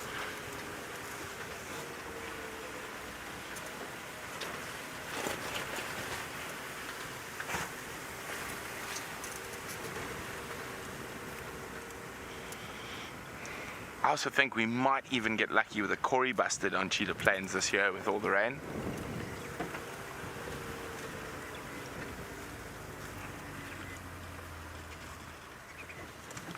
Crowned lapwings. Okay, so we're going to keep checking very carefully. Who knows, we might find lions, we might find birds, we might find Mr. Q, we might find Nkanyeni or Vutomi. While we do that, let's go back to the cat in the hand with Jamie. I'll have you know, it is not just one. Oh, never mind. He's gone again. How did he do that? I was going to say it was not just one but two, and we were going to do a magical reveal of Hosanna, but I stopped watching and started watching my monitor, and now I've lost him. He was just here, I promise. He snuck out of nowhere. I have no idea where he came from. And I have no idea where he's gone. Now, come on. Dave? He was walking towards his sister. Is that him lying in the grass there? Or is that a... It is him lying in the grass. Look at this. That's amazing. Before I get a bit closer and you risk losing him. No wonder we didn't see him. Okay, he wasn't there initially, otherwise we definitely would have spotted him. But it just goes to show, and this is actually relatively short grass at the moment. It just goes to show when they're lying down, they can be next to invisible. Dave, I think I'm going to stay here. There's some nice shade here. This is a relatively good vantage point, and they both seem to be slightly awake. Ah, there you go. Big stretch from Shongile, downward facing dog. And she's going to go say hello to her brother. In her usual affectionate way, by pouncing on him. Oof. A proper little affection shown there. Head rubbing. Aww. Some sibling love, and a really nice size comparison between the two of them. Look at that. Two leopards of exactly the same age. Male on the left, female on the right. What is going on? Something's upset the testiculars and the rollers. And Shongile keeps glancing in that direction. I was going to leave our leopards. Oh, I love you, bro, headbutt. I was going to leave our leopards, but I actually don't think I'm going to, Dave. I have a feeling, just a feeling, that it's time to stay with them. Are those birds alarm calling at your mummy? Is she coming back to fetch you? You certainly seem to hope so. I'm just going to go forward. I want to see what's upset these testiculars so much, and the rollers. It could be Karula. It's not impossible. I just don't want to get too close to Hosanna.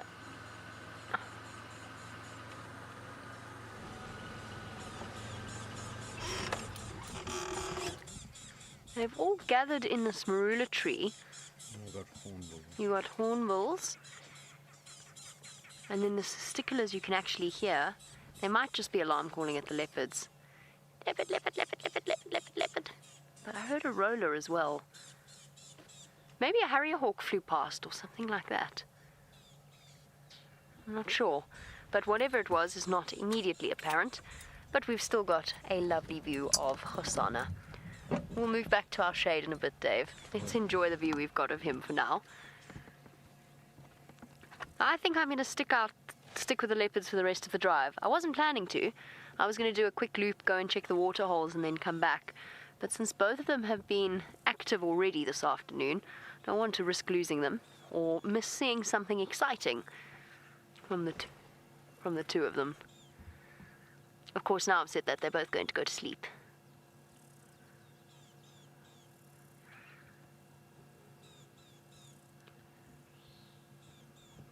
There's amazing difference in size between Hosana and Shungile.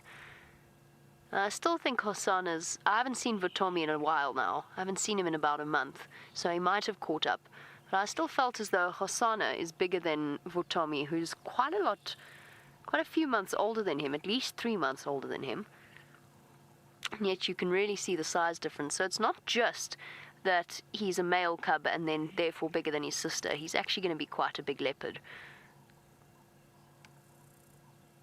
Aren't you, boy? Come on. You know you want to go play with your sister. You've been sleeping all day. You must be bored by now and ready to play. First he's got to give his giant feet a jolly good clean.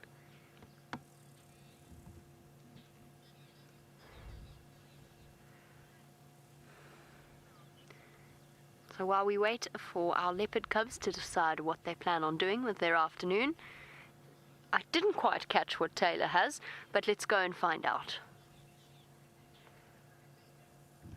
We're looking at a knobthorn tree at the moment, but it's not the knobthorn tree that we're focusing on. It's what's crawling around on the knobthorn tree. So, Jamie, we actually have ants.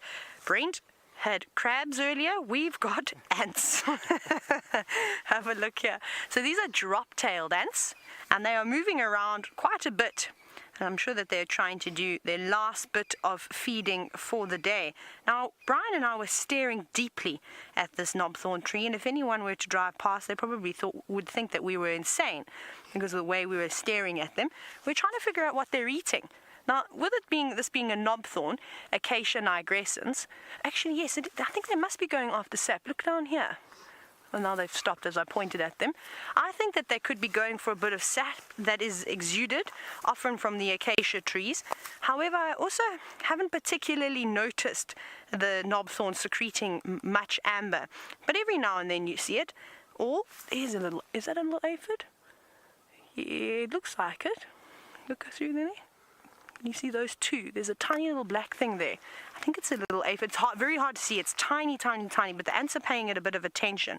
Now, often ants will protect trees like this from things like aphids, and it's often a very nice relationship that you have. Stay there, Brian. You've got an ant that has now jumped onto your mic pack. I'm going to take it off. Come here, Auntie. Go back to home. You can't come with us. We'll have to get it just now. Get off. Okay, I'll take it off just now. It's decided that the camera is delicious. But these are really fascinating creatures. Termites, ants, I really enjoy watching them. And it sounds really silly, but next time you have half an hour of your day to spend, go and look on a tree or go and find an ant mound or a termite mound somewhere and watch how these characters work. It is unbelievable. They do not stop. They move around, constantly searching for things to feed on. And they're living right at the base of this tree. So they must utilize it every single day. There are a couple that's very difficult to see them because the ground is so dark, but there's only a few of these drop-tailed ants moving around on the ground. Majority of the colony is actually moving up and down this tree. So they're definitely feeding on something here. What?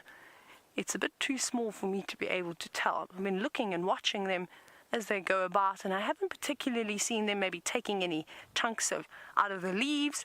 But they're also concentrated around the new buds that are just sprouting out of the knobthorn. So there's something there that they are absolutely enjoying at the moment. This is fascinating. I could sit and watch things like this all day long. Now, they don't have a specific feeding behavior, the drop-tailed ants. Most of the time, they just feed around, round and round and round until they find something, or they come into groups like this, as you can see, and will all feed on the same sort of tree. But there are lots of ants that have got various patterns, some amazing things, but we'll save that for another time. Just here, there's Aubrey. Let's see what else is around here. we haven't actually had much luck this afternoon. I think with all the rain that's out and about is all that rain that we've had, just checking to see if I can see anything jumping along on those Weltheria plants, is all the insects seem to have disappeared for the moment. I think they'll be back. I'm sure they're probably a bit traumatized after being splashed on. Not a lot of grasshoppers either, just a couple, which is unusual. I haven't even seen one elegant grasshopper today, which is very, very strange. But we'll see what else is here. It always amazes me how good Steph's eyesight is, because he'll talk, and then he'll walk and he'll go, and yeah, as if he snaps his fingers and then magically an insect just appears. Maybe he keeps them up his sleeves, and then as he does, oh, what's over there, he drops them on the plant. I'm just talking nonsense, of course Steph doesn't do that, but it always just amazes me how he manages to find these critters while he's trying to concentrate and talk. It's very, very difficult trying to multitask. So as we're looking here, there are often a lot of caterpillars, there are a lot of mantises on these plants, but nothing here. We've chosen the wrong road to walk on. Hang on. Aubrey's champion, he's spotted something. Ah, very cool. Look at this camouflage, seeing as though we've been talking about quite a bit of camouflage today. There's one of the short-horned grasshoppers sitting on a bush willow leaf. Look at that. Very, very nice. Now, something about grasshoppers which is really amazing is the way that they lay eggs. So most grasshoppers will bury their eggs underneath the ground. I'm actually trying to see if this is a male or a female. I'm going to just sneak in here very quickly. Don't jump. It's a female. Come and look why. I want to show you why it's a female. Can you see on the tip of her abdomen, can you see those little spikes?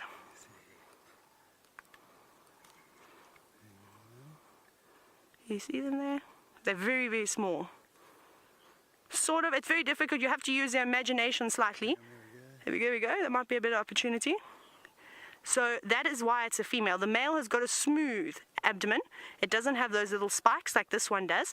And the reason why she has them is to help her actually probe her abdomen into the ground. So once she's mated with a male, and they're much bigger than the wait, she's disappearing. Actually, come look at the shadow, Brian. This is quite a cool little shadow from this. Oh, no, never mind. She's changed her mind. She's come back out again. So basically, I'll be very quick. What they do with those little spines, and once they've mated, she'll stick that part of her abdomen into the ground, and then she'll actually start to turn, and almost like she's corkscrewing into the ground. And her abdomen can, well, elongate about 1.5 times the size that it is now, which is impressive. So eventually you'll find, if you look hard enough, you'll find grasshoppers with just their wings and their heads and their legs above the surface. The rest of her abdomen will be down below the ground. And typically she'll lay about 50 eggs or so. And then what happens is they form a frothy liquid which gets injected into the ground as she's laying those eggs, and it forms a case around them. So you have each individual egg but surrounded in one big egg case, and that hardens. Then for the first week they start to develop underneath the ground. After that they go dormant. So that's why we don't see very much through winter, because the season is not enough food, it's cold, it's not ideal conditions for an insect. So they go completely dormant. And then as you're coming into spring, as we're getting our first rains, as the flowers, as the grasses are starting to come back through again, they will complete their cycle and pop up as little nymphs, which is amazing. And then the whole thing starts again. I find their whole breeding habits quite fascinating. But they don't just lay that one egg sac. They can actually lay up to 3 or 4 of them. It just takes them a bit of time to regenerate, eat, regain their strength again. You can imagine for any animal, or even for the insects, for anything you can think of, laying eggs, giving birth, it's extremely stressful and it takes a lot out of the animals. It's the same thing with humans. You're exhausted, you're at your weakest point, and if she's lucky enough to lay one egg case, that's fantastic, but they can lay a couple of more. Right, Brent is still sitting with a bird. I'm sorry, Brent. I hope it doesn't fly away. Let's go take a look.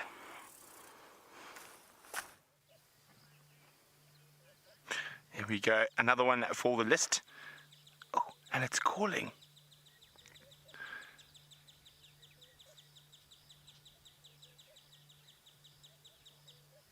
Oh, isn't that pretty? Now, oh, he's still calling. Oh. Now, there were a few more around on the other side of the waterhole a bit earlier. Maybe it's calling for some friends. It's a little wood sandpiper.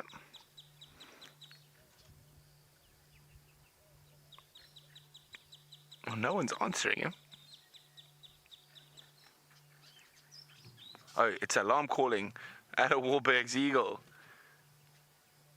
That's what that call was. I was wondering, that's a very strange call. So it is a Wahlberg's eagle.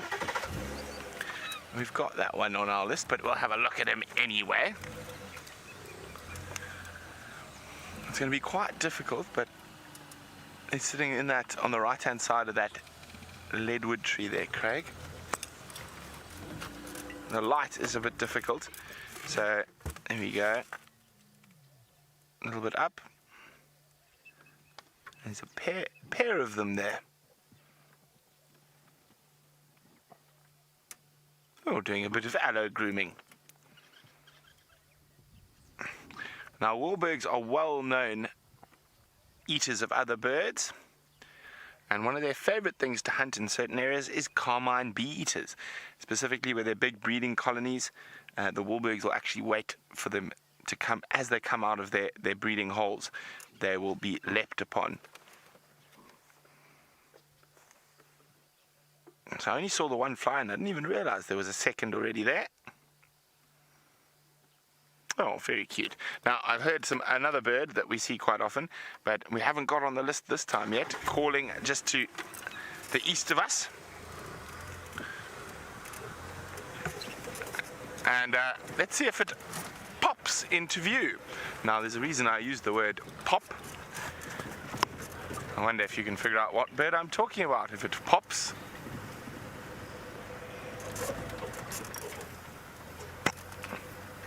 Where do you think it is, Craig? Sounded like he was around here.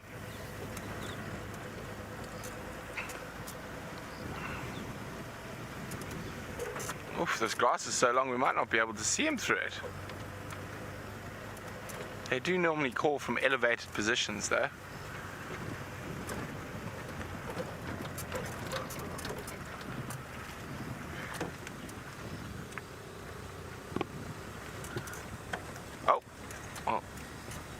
Come back. They're all gone. Oh no, on the road. Not the bird we're looking for, but the African pipit. Another nice little grassland species, a little LBJ, little brown job that we get here on Cheetah Plains.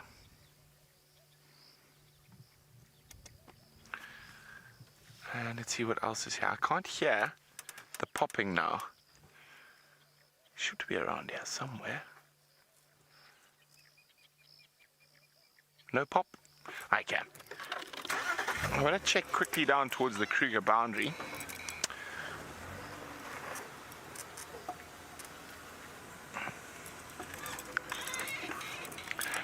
Carol is asking, do we get crowned cranes in the Sabi sand? No, we do not, Carol. Unfortunately not.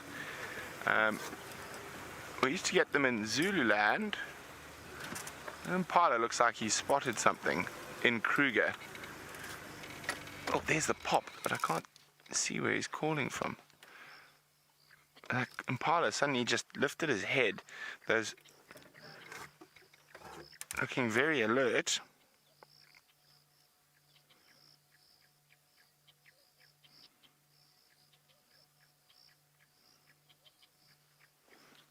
But we can hear some birds chirping on that, and Impala relaxed down again.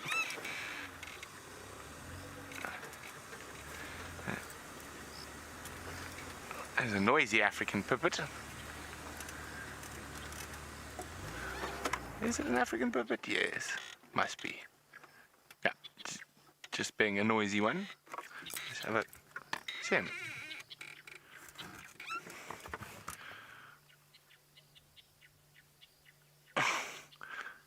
Talking. Ah, I can hear the pop again. They're behind us, but towards the east. I've got an idea. Bye-bye, little African pivot.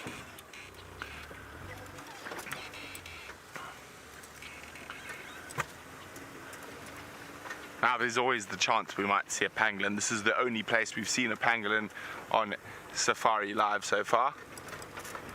Right in this far northeastern corner of Cheetah Plains. The grass is so long, we have to hope he's on the road.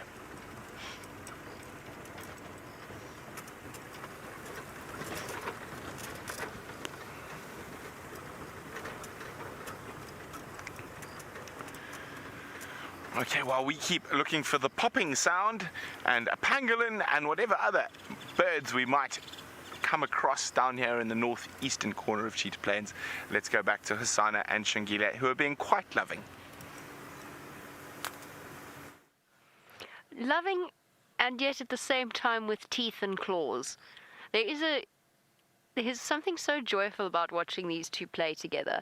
It's affectionate, and of course, occasionally, every now and again, one of them goes overboard and the other gets a bit cross. Perhaps a nip or a bite or a scratch hurt a little bit too much. But there's something quite poignant about it, just because you know that this bond won't last forever, and that they've only got a few short, precious months left in each other's company. And so watching them enjoy it, having a ready playmate, is very, very sweet to witness, especially when they're showing gentle affection to each other, which I have to confess is looking less and less likely as the afternoon goes on, and the two of them are working each other up. Shungile will go up onto top of the termite mound and then leap down onto her brother, using the height to her advantage. Hey girl, clever thing. Since you don't have the size or the weight advantage.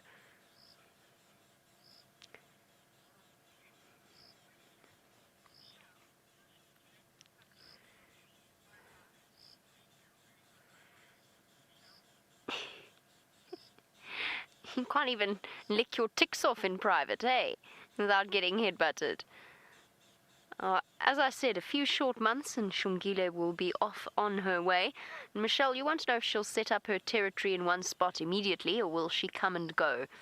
She'll probably come and go, and it'll take a little bit of coming and going before she actually establishes where she wants to be and where Karula allows her to be. And of course, it's not just dependent upon upon Karula. It also depends on the other female leopards in the area as well. There's, as far as we know, the vacuum up to the north where Shaluva used to have her territory. So Shungile might overlap a little bit there. We're not quite sure if any other female leopards have set up shop there yet or not.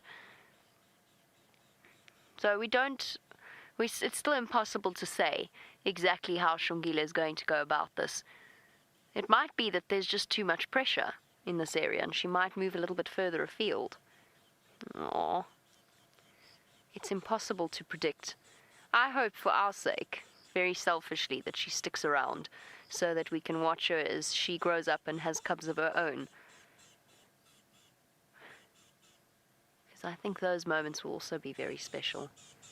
We've had that opportunity with Shadow and Tundi. I know that to mention that with his giant ears. So I hope that it happens with Shungile as well. But it's impossible to really say where she's going to set up shop, except she'll probably stay closer to home than her brother.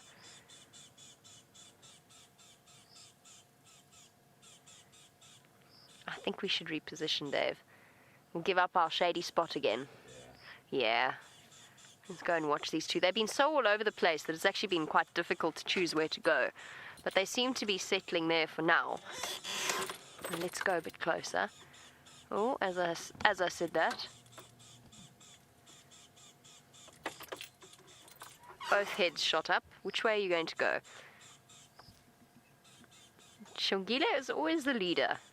She goes off, and then he follows her. And if she's lying down, he comes to find her.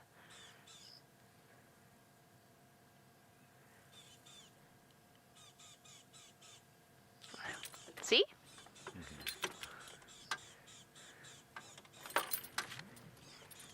Standing by.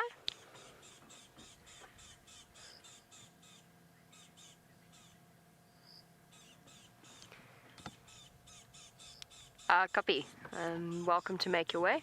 You'll see us from the road. We're basically on the road. stalking through. Where'd she go? Where'd she go, Hosanna? I don't want to miss the pounce, but we're not going to see it behind this tree, Dave.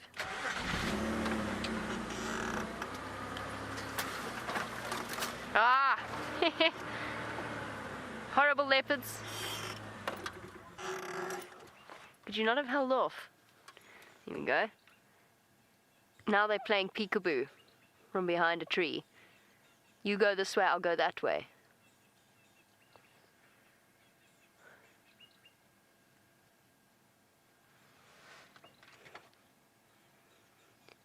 I was watching Shongile earlier. She's got a very... What's the word I'm looking for? Not charismatic. What is the word I'm looking for? The word for when something is unique to a person or to an individual. She's got quite a unique... Okay, we'll just go with unique, and you have to know what I mean. She's got quite a unique pounce. She gets this look of fierce concentration on her face before she pounces. And then she leaps up with both paws so neatly tucked under her. She's done it 3 times while I've been watching her with Hosanna. And she's coming for you.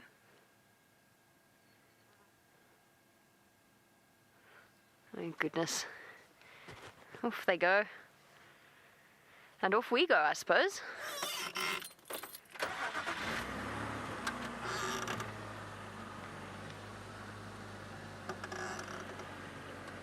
So while we catch up with them, watch out, Dave, I did it again. While we catch up with the leopards, let's go look at some harvested termites. We've seen the ants today. We're crossing off some of the most important insects out here in the world. And we've got the harvester termites. And, you know, we're so lucky that we see so many. Because when I was in Zambia, you used to see a lot of them, but they completely devastated the grasslands. So it's nice to see a happy medium here. And I think we have to thank all the birds for munching on the termites. But anyway, they're hard at work. You can see them collecting all bits of grass, putting it near the entrance of their mound. And then, of course, they're dropping it inside and they're taking it where they will then later feed upon it. But look at that frenzy. And as we sit here and watch it, it's amazing. There's no such thing as manners in nature. And we see that when the lions and the leopards are eating. And you can watch it right here with the termites. Look how they just barge down that hole. Regardless if you're waiting at the entrance, you're going to get knocked down. And it's probably a long climb back up again.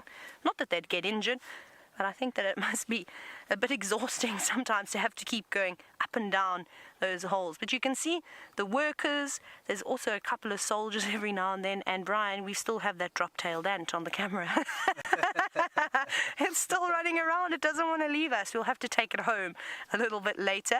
Now, we often see them working like this, but something that Brian and I have just found is we found the section of grass that they're working on. Now, don't you want to have a look and see how these termites actually use their very, very powerful jaws to pull off these massive pieces of grass? Now, I'm actually going to sit down because I'm going to get ready for the show. It's really great. But look at them, all working nice and hard.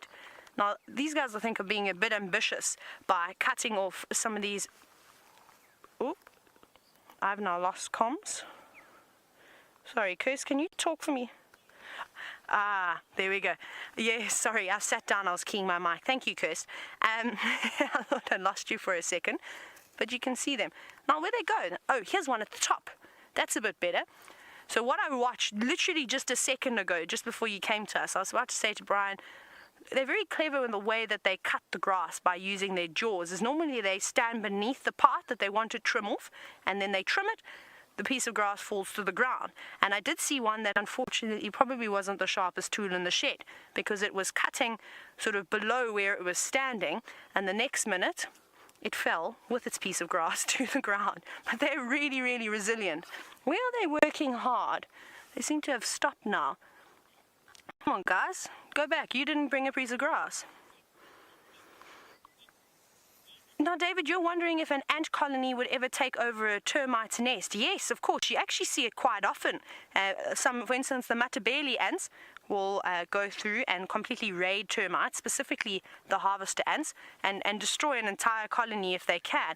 And it wouldn't surprise me if thereafter, if they had to move house, if they wouldn't utilize something like a termite mound. Sometimes you actually see little ants, like little safari ants, living amongst a colony of termites. You often see it on the large fungus-growing termis. What is the termis? I'm getting so excited. But on the large fungus-growing termite mounds, their mounds, you'll see the little safari ants living in and amongst it. I'm a bit sad and disappointed now that our termites are not cutting grass. I'm just scanning on all the blades. Where are you? They're being a little bit lazy this afternoon now. Oh, there we go. There's one. Octogal, you're wondering if all termite species make mounds. Most of them, but not all of them protrude above the ground. Sometimes, like for instance the harvester termite, most of their mound is underneath the ground, so you don't always get to see it.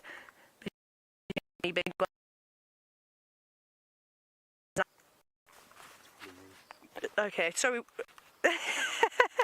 I'm hearing myself because one of us is keying a mic. It's either me or it's either Brian. We're having a good laugh here. Every now and then I hear my own voice and think, those voices don't normally sound that loud in my head.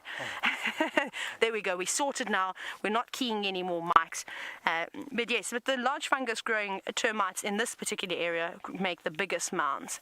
Another thing that I've been wondering about, and especially just while we've been sitting watching these termites, is that we know that termites predominantly are nocturnal. And most of them will actually only come out at night because they've got a very sensitive exoskeleton. So they can get sunburned quite easily. But not the harvesters. The harvesters in the day.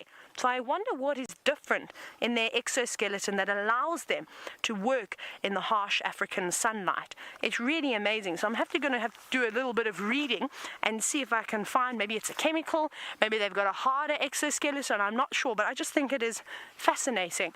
Now we're going to take a little walk down here. Thank you, termites. Have a good night. Be safe. Hope no aardvark raid your colony. He'd be in trouble. But you had some beautiful elephants with Brent a little bit earlier today, and they were splashing in the mud, having a bit of a bath. I think we've just missed some. Look at all this mess here. It's like a crime scene.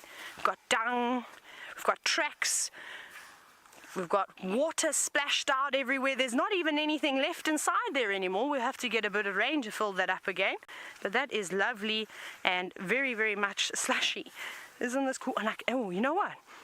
There's a very musty smell here. And maybe it was just one elephant. Maybe it was an elephant bull in must, which is something we need to be careful of. I can actually see only one pile of dung. Very exciting.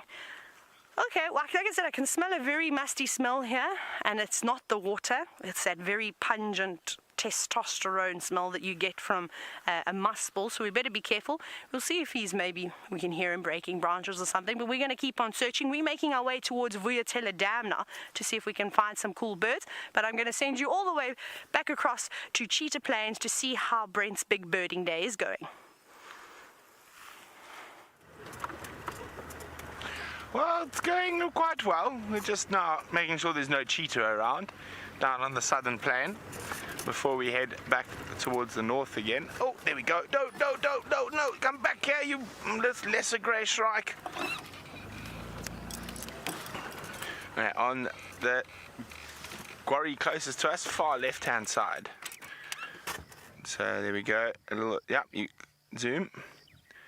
There he is, lesser grey shrike. That's the one we've been, there's a pair of them we've been seeing around here quite a lot.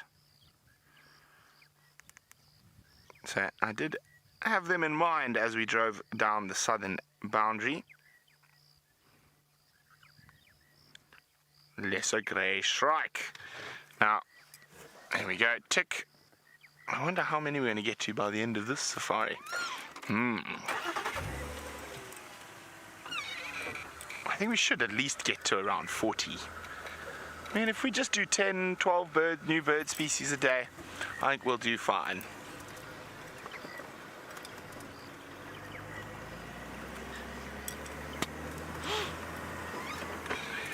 Naomi, hello. Naomi's 9 years old, and Naomi would like to know, on average, how many birds do we see in a drive? Well, probably a couple of 100 every drive, but of different species, also probably around 50 or 60 or 70. It's just difficult to get them on camera all the time because they fly away, or you're not live when you see them, and when you're live they fly away.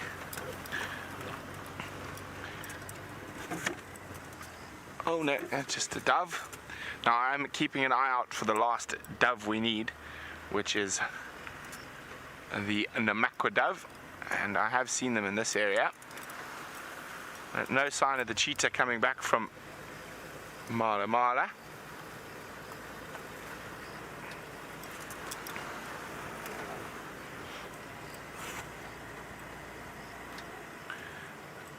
Angela is wondering, what exactly is a pangolin? Angela, it is a scaly anteater. Do I have a picture here? Maybe. Let me just... I think I've got a picture. I'll find it for you just now, Angela. It's a very rare bird. I mean, not bird, a mammal. And it's one of the most endangered mammals in the world. They're species in Africa and Asia, but they are used in traditional medicine as love charms, and they are very heavily illegally trained. It's one of the most trafficked animals in the world. Ah, there we go. There's another bird we haven't got on the list that we should have by now. Unless we need to look if he's got a blue ear or not, to see whether it's a Cape glossy starling, or it's a Cape glossy starling, not a lesser blue-eared. So there we go, another one for the list, Cape glossy starling. Now let me see if I can find a picture of this pangolin for you.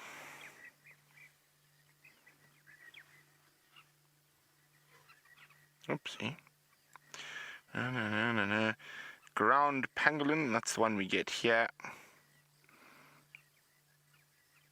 Oh, there we go, it's not the best picture in the world. That's it, there it is, a pangolin. That one looks like it's in a museum and it hasn't moved in a while. Here we go. Oh, it says, here we go, it tells us where it's from. It's a preserved ground pangolin from the Children's Museum of Indianapolis. Here we go. I Walk in the Rain says, what is a baby pangolin called? I think it's just called a pangolin, a baby pangolin. I've never heard of any specific term for a juvenile pangolin.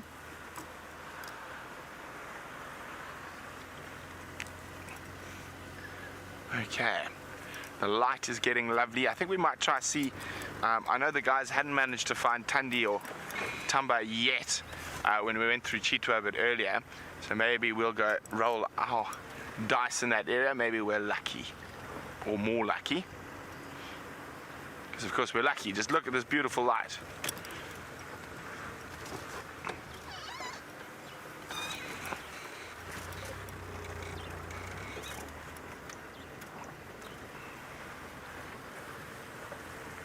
Apparently, according to Final Control, they're called Pango pups.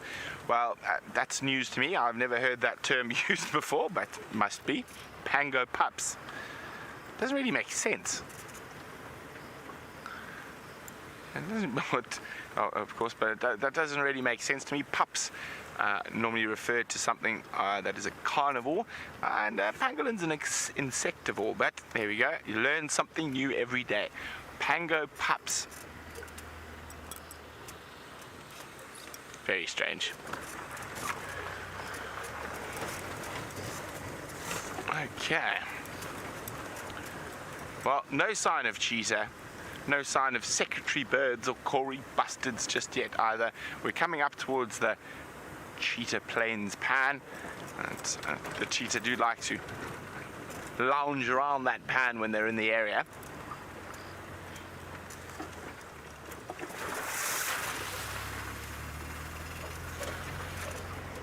Oh, light is beautiful today.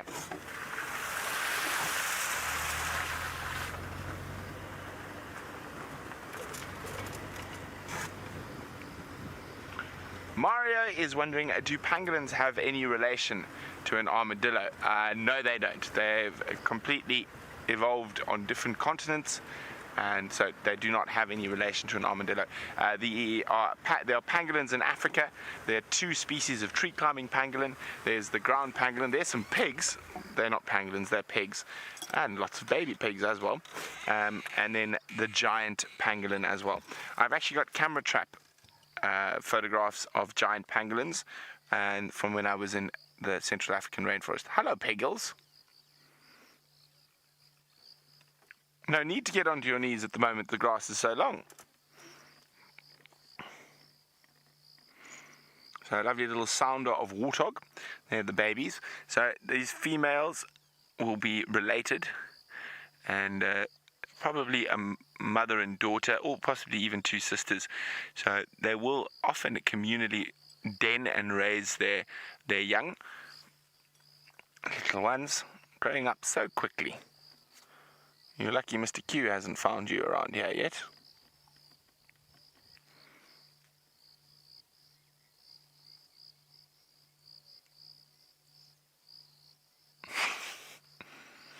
Let's try to get a little closer. These guys look really relaxed.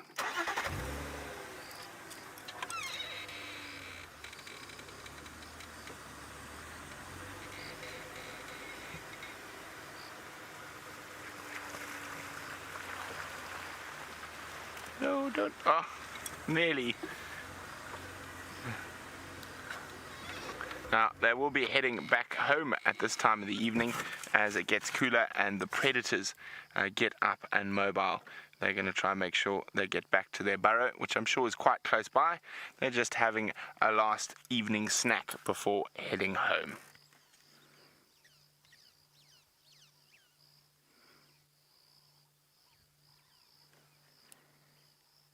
Very pretty. So that warthog, a face only a mother can love.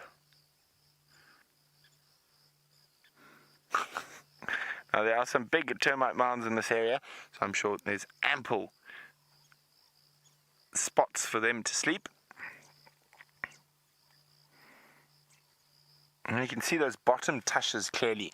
Now those are actually the ones they use for defense, not the top tusks. The top tusks are more for show. Those bottom tusks rub up against the top tusks, and they can be as sharp as a razor blade. Incredible.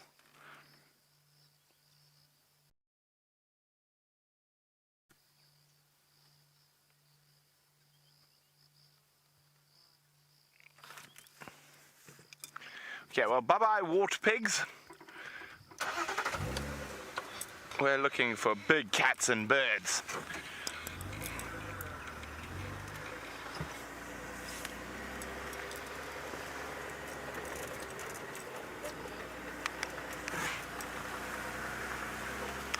Edward says the next bird needs to be an arena trogon or an indigo bird. Well, an indigo bird is possible. We've seen them on the live drives.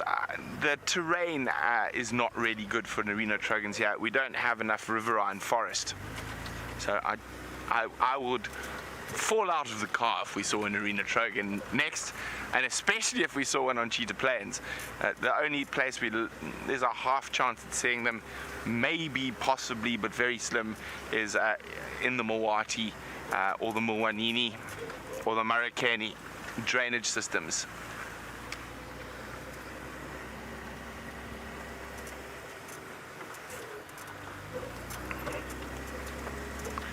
Okay, so we're gonna do a little gander past 3 in a row plan, one of Quarantine's favorite hangouts.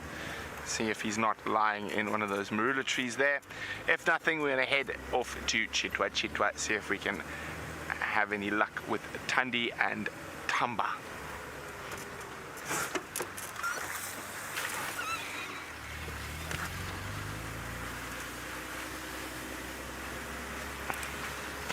Debbie is wondering where have all the ostrich gone from Cheetah Plains. They would have moved to the east at this time of the year. They're going to be on the big basalt grasslands around Satara in the Kruger National Park, and it's also the spot where the wildebeest, buffalo, so they would have moved to the more open and grasslands that have got better quality grasses for them to munch upon.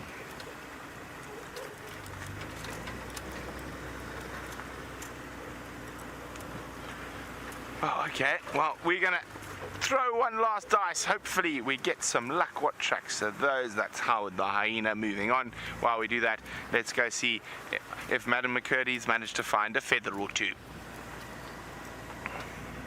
If I've managed to find a feather, is that what Brent said? Brent, you must be a mind reader. I kid you not, I didn't show Brent this, if that's what he'd said. Look what I actually stowed away in there. No ways. What? I really thought I'd misheard what Kirsten said as Brent was linking across to us, and I have a quiz. Thank you for reminding me, because I'd forgotten that I'd had it in here. So, we have this beautiful feather. I'm completely amazed at Brent's fortune-telling skills. I didn't know that he had them. And I have a quiz for all of you that are watching. From what bird does this feather come from? It's beautiful. Are you getting the nice colors? Should I turn it to the sun slightly? Look at that. Beautiful. So, hashtag safariLIVE with your guesses, and have another look. It's a special one. It's not one that we see all the time, so it might be a difficult one, especially if you are a new viewer. But like I said, hashtag safariLIVE on Twitter with your answers. I'm going to put it back and keep it safe in my little multi-tool pouch. That was amazing. I can't believe that. Now we're doing lots and lots of birds. There's something else that I wanted to show you. We just had we had World Wildlife Day, and we were talking quite properly stumbled across my words, but you're all used to that by now. As we've been talking a lot about conservation, I just wanted to show you some severe erosion that's happened to this little section of the dam wall. It's actually quite amazing, and we would never have really seen it unless we came here on foot. So you can see, you've seen where all the water was gushing down, and you can see it makes huge rivets, but then look at this. Look at those massive holes, and this is why we avoid driving on certain roads after heavy rains, and we also avoid the dam walls, is because imagine there was a thin layer of soil on top, you didn't know that it was completely eroded under here, and you drove on something like this. That would be, you'd find yourself in a lot of trouble. This whole thing would cave in. I don't even know, I'm gonna try and walk on it. You're not? I'm going quickly. Woo! You'll be fine, Brian. You'll be fine. I'll move out the way so you come through quickly. It's a bit dodgy going over something like that, but we're not too far away from camp, so I wasn't too worried. But you can actually feel the soil as it was pressing. Did you feel that you were a bit sinking a little bit? A vehicle could definitely not come down there. Look at that cave. And now this natural cavity would be the perfect escape route for a water monitor or a rock monitor that perhaps came out to sunbathe in this beautiful area. Could race on under there.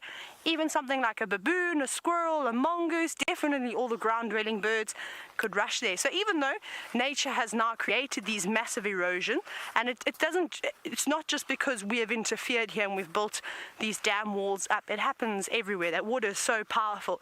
But look what it's provided, that natural home, which I think is really wonderful.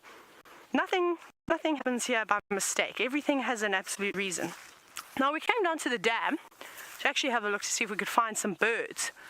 I was hoping to maybe see a comb duck, maybe some just yet. So Kirsten's just said we've got a couple of answers coming through. Drum roll. Elena, you've guessed European roller. Sorry, Elena, it isn't. It's something else. It was quite a small feather, and this particular bird that we've seen is actually not a very big bird. So that's a clue. So keep on guessing, but good guess, and that's how you figure these things out. Oh, Angela and Ollie, you've said lilac-breasted roller. We're getting closer, a little bit too big. So we've crossed out the rollers now.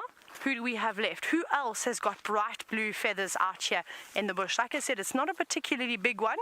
It's actually quite a small bird. Lady Macbeth, another good guess. You said a glossy starling, almost. That color is just a little bit sort of too dark and a bit too much purple. There's a very slight hint of purple in there. A little bit different. We'll see if we can find a Cape glossy feather for you just to show you the difference. Almost, we're getting there. We're eliminating the blue birds. So we've done this, not the starlings, it's not the rollers. Who else could it be? Alfred, you've said an indigo bird. Sadly, not an indigo bird. Indigo birds, I think most of them are black in color, if I'm not mistaken. I think What else? Any more guesses, Kirst? Are we going to have a winner? Not yet. We're searching. Ellie, you've said a sunbird. That's almost a little bit bigger than that now. So not quite as tiny. Catherine, you said a European bee eater. Also, again, a little bit too big. So it's somewhere between, bigger than a sunbird, but not quite as big as a starling. So you're looking sort of somewhere between there. Who else has got bright blue feathers like that? But look at this. I want to show you again the erosion as we come here. Look at the force that has been created from where we've just seen, gushing all the way down, creating this massive crevice. And you can imagine how powerful the water would have been, and flowing straight down into this natural pan down here and filling it up. This is really, really amazing. It's like a little highway now. It could be a tortoise highway where they could all come down and meet, go and have a drink, and then come back up. Obviously, I'm just talking absolute nonsense now.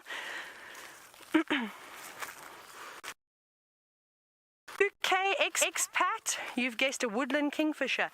We are getting closer. Not that specific kingfisher. So which kingfisher is it? Oh, Heather, close. You've said a malachite kingfisher. What is the smallest kingfisher that we get in this area? That we see, well, we see in South Africa. In Africa, there's only one. Who's going to guess it first? Who's the quickest on their fingers at typing? To type the smallest kingfisher and then hashtag safariLIVE. We're waiting and the clock is counting down. James, you've said a pygmy kingfisher. You win the prize. Your prize is some grass. Oh, yeah. Well done. Well done. Well done, guys. That was a really good one. So I'll just show you the feather again. That was a difficult one. It wasn't an easy one. We don't often see a lot of pygmy kingfishers. Our ant is still here. You may see it just now on the lens, which will actually be really funny. It's coming closer. Have a look here. There we go. Look at how beautiful it is. Not quite the color of a starling. A little bit too big to be a little bit too small to be the malachite, or the woodland, or the brown. But here it is, beautiful. Right, we're going to send you back across to Jamie. I'm not sure where she is, but I'm sure she's still sitting. Is she still sitting with the royal family?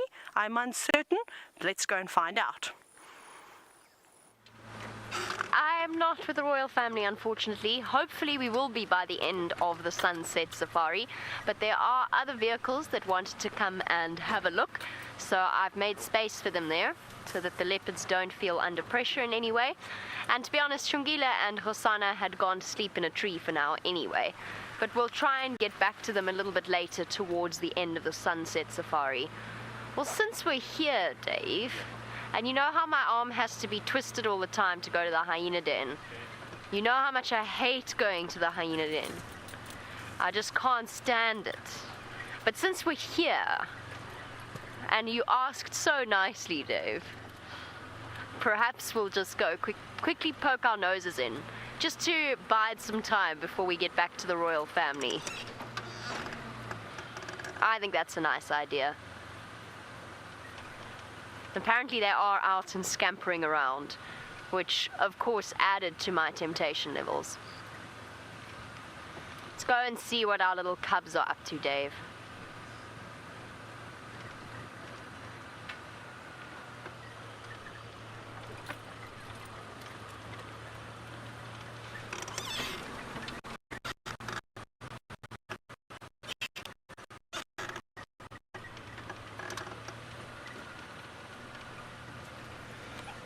Whoopsie. Branch nearly smacked me in the face. It's okay. Alright. And just before we go in, revs wailing, pop the vehicle into low range. So almost every sighting that we see out here should be approached in low range for all of our predators. Anything that we're going to get quite close to. There's an eagle in that tree. Sorry. Hold on. How do I do this? Okay, sorry, Dave. Okay, it's in that gap in that marula tree.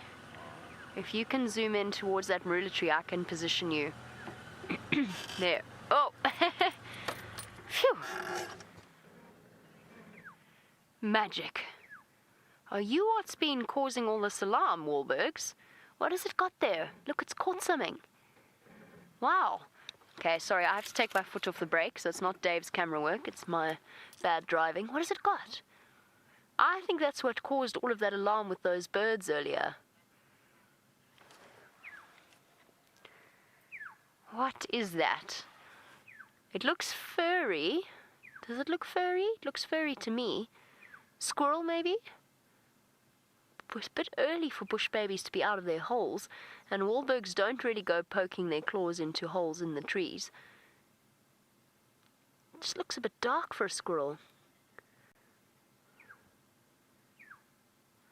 And swallowing. It's got to get rid of all of that. Try and pluck away a little bit of that fur. I can't decide if the white on it is bald patches from where the fur's been plucked out. Of course, birds of prey often swallow small chunks of... What on earth is that?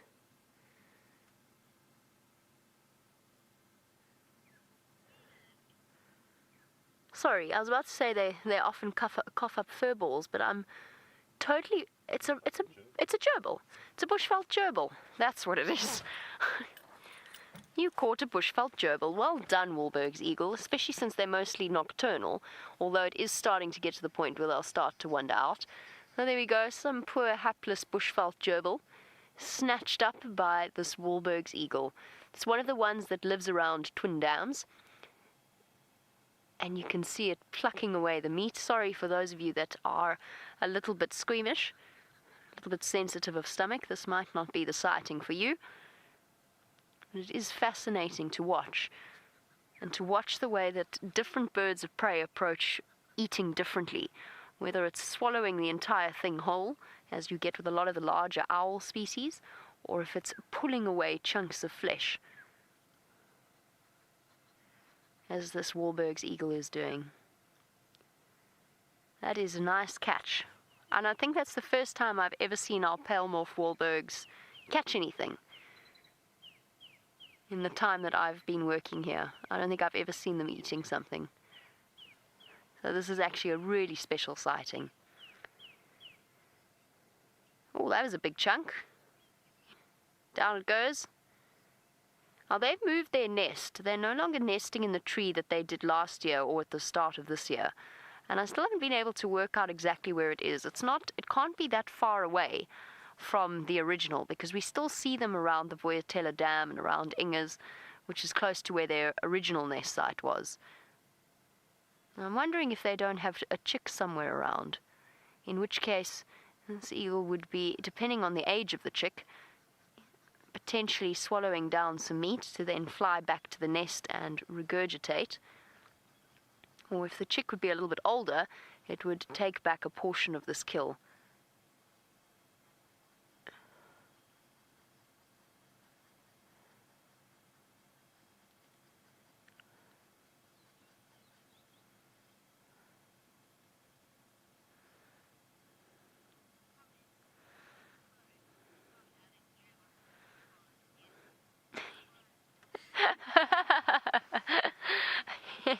To a pro, I'm sorry, I had to have a good chuckle at that. Tour Pro is obviously keeping a list of the different animals that we see out here, but Tour Pro has very sensibly decided not to add bushveld gerbil to their list. Fair enough. Fair enough. I'm with you on that one, Tour Pro. We'll try and find you an alive one, or at least one that's vaguely in one piece. I suppose there's a few mammal species that we'd have to not include on our lists if we'd seen them being eaten. We don't really see that many bushveld gerbils, to be honest. It's not a common occurrence. This is the first one you've seen, Dave. Oh, I'm sorry.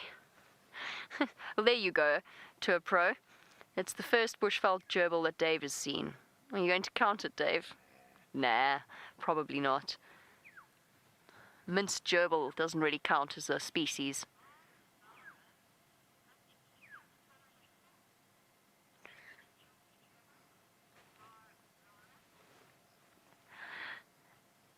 I'm having another good chuckle. I'm sorry. Lara, you say, not that I'm laughing at your question. I'm just laughing about the description of it being a chunky gerbil.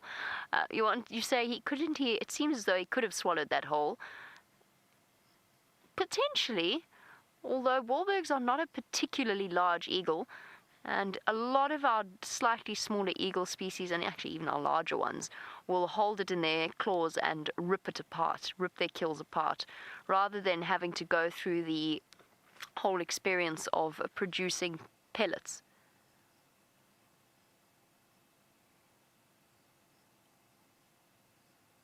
Sorry everybody, I'm just listening to the Game Drive radio. I just want to hear this update. Sorry, hold on one sec. Rex, sorry, whereabouts is Karula?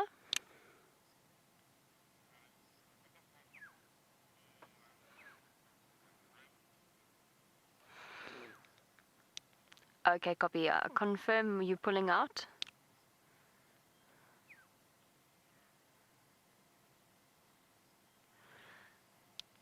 Gathered.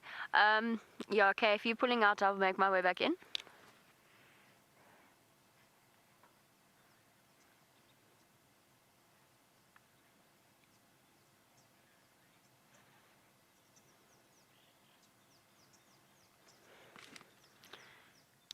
Copy. Thanks, Rex. Sorry, everybody. I'm just getting an update from Rexon, who tells me that not only can we go back to the sighting of the cubs, but he has just found Karula, who is not far away from them at all.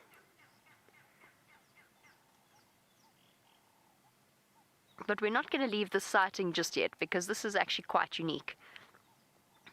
It's an unexpected... There we go. Now it's swallowing it whole. Got rid of the extra chunks, and there goes the rest. I'm just making sure that it was a manageable swallow. Oh, no, not quite yet. Back up we go. So perhaps it really was a chunky gerbil. It's a new species for my mammal list. A chunky gerbil, as opposed to a bushveld one. The babblers are laughing at me.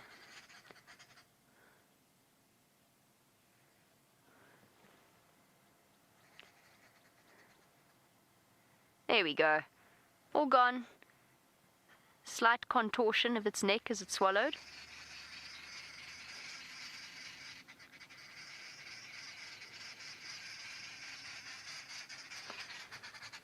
Oh, noisy babblers. Sunset. The evening chorus is singing away. Okay. Since our Wahlbergs has swallowed its kill, and actually just flown off, let's go back and see Karula. Sorry, Hyena Den. I did spend an hour and a half here this morning. Sorry, we have to.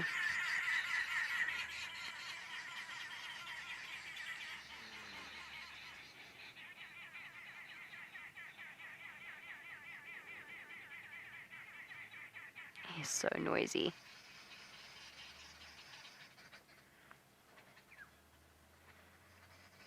I'm going to go off in search of Karula. Sounds as though Brent's made his way to Chitwa Airstrip, where Karula's daughter was last seen with Tamba. Let's go and see whether or not she's still around. Well, I'm hoping she is. No one's managed to find her, but I think with this incredibly long grass here in Chitwa, that if she just decided to lie down flat, you wouldn't see her, but now it's getting a bit cooler, so she might be up and on the move.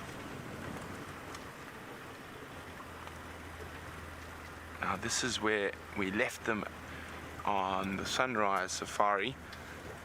Tamba was in this big marula tree here.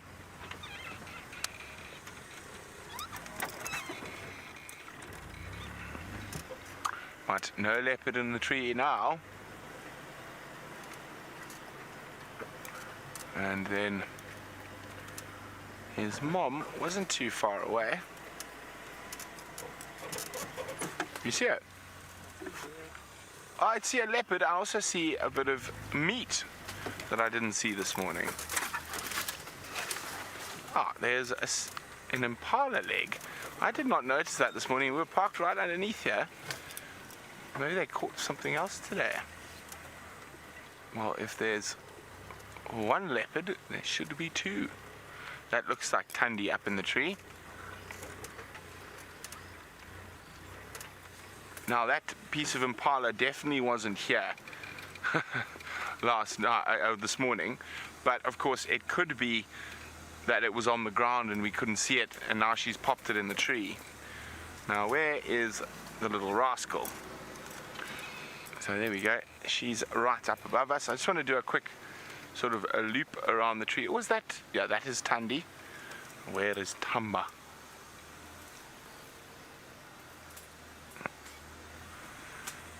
Okay, I'm just checking on the ground around us, and see, I think that kill was here on the ground. Yeah, I think I can see some stomach content, and the grass wasn't this flat this morning. So here we go, you can see the stomach there, and what's happened is she's pulled it up the tree during the day. So there we can just see a bit of the stomach content there. It is pretty much Dunskies though, that impala.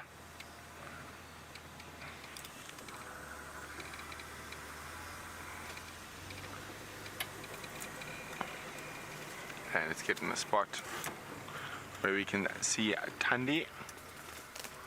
It's not in the best spot for us, but she looks comfy. I think that's about the best view we're going to get.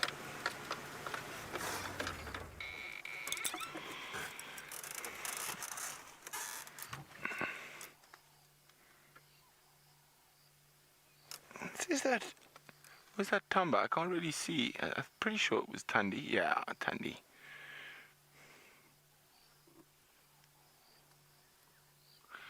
So for those of you who might be new to safariLIVE, yes, it is definitely Tundi. Tundi is Karula's oldest daughter. Her sister is Shadow. They're about 11 years old at the moment. Now, I don't know where little Tamba is, who's a male cub. He's 7 months old now. And he's probably not too far away. I just need to call in on the game drive radio. If any stations copy me, Tundi's, Pezel and Sinya, same position.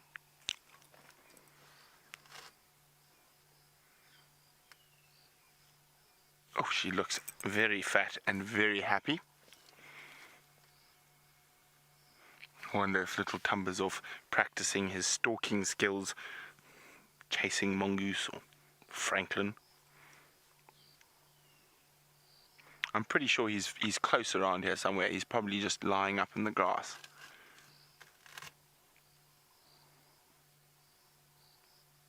Tired kitty.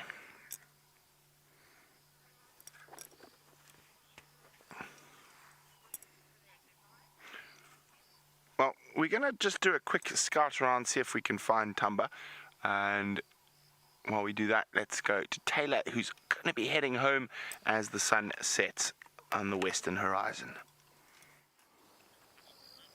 This has been one of the best walks I've ever had, and something that I want to show you, especially at this time of the night when the sun starts to go down and all the nighttime critters come out. Haven't you ever wondered what it must be like to be a white-tailed mongoose scurrying around in the long grass looking for all sorts of things to nibble on? Well, there we go.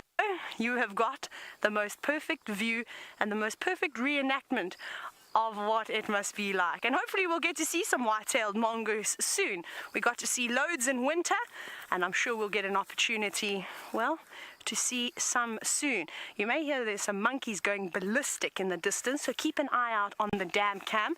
It's a little bit late for us to go searching around there, so just make sure if you are the zoomy, have a quick search around, especially from where the dam cam is.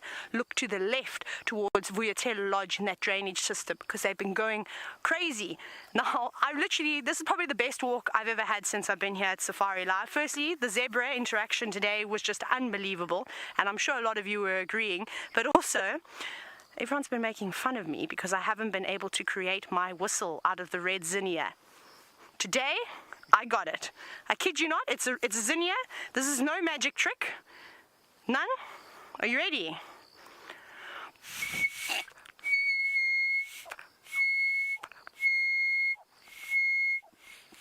You don't understand how excited I am right now. I think I actually did a heel click and everything when I managed to get it right. It took me about 10 attempts, so I've destroyed a whole population of zinnias. But like I said, I don't feel bad. They shouldn't be here. They are an exotic. So we will make many, many whistles out of them. But all I did was make a small incision just up to the top over here with my knife. It's a difficult one to see. And remember I said to you, I've been waiting to find the perfect one. And it is really true as Bob.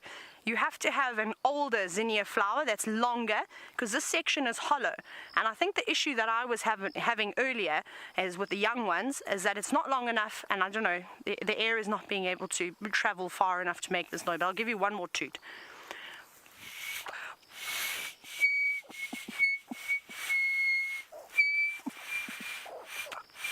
I have to practice and get better at it. Not very good, not very musical, but I'm so happy. I'm never getting rid of this. I'm keeping this as a souvenir for the rest of my life. It'll dry and then I shall pop it in one of my notebooks.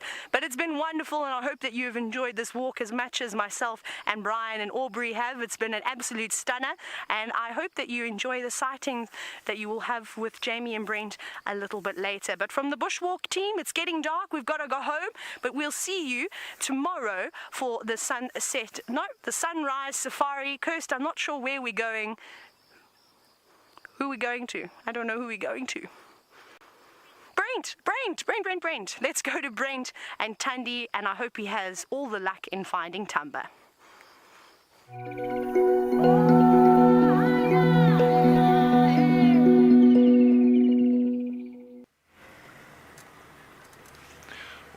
We found where he was sleeping, a patch of flattened grass, and then I just heard a bird alarm call in this area here. Now, as you can see, it is literally a sea of grass. So all he has to do is lie down and he's gone. So one last little loop and then we'll head back to Tundi.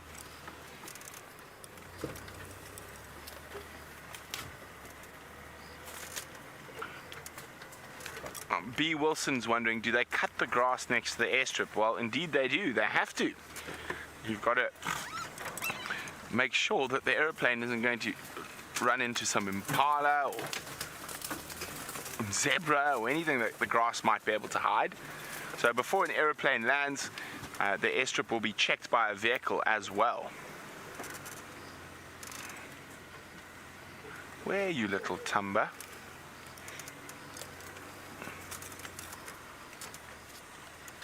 Around here somewhere. So I think I'm looking for him because I think he might be a bit more active than his mom at this time of the day. He might be having a little game.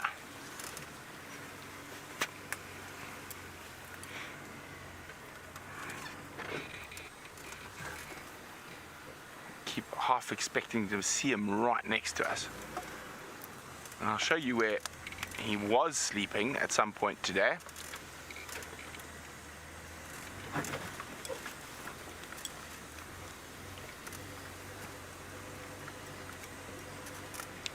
There we go. It looks like he made himself a nice little spot right here. So that's where he was sleeping. You see all the flattened grass. I'm not sure where he is now. Let's go back to Mother Dearest. Tundi. Remember, hashtag safariLIVE if you've got any questions for us. I am checking all the marula trees in case he decided to go scampering up one just for fun.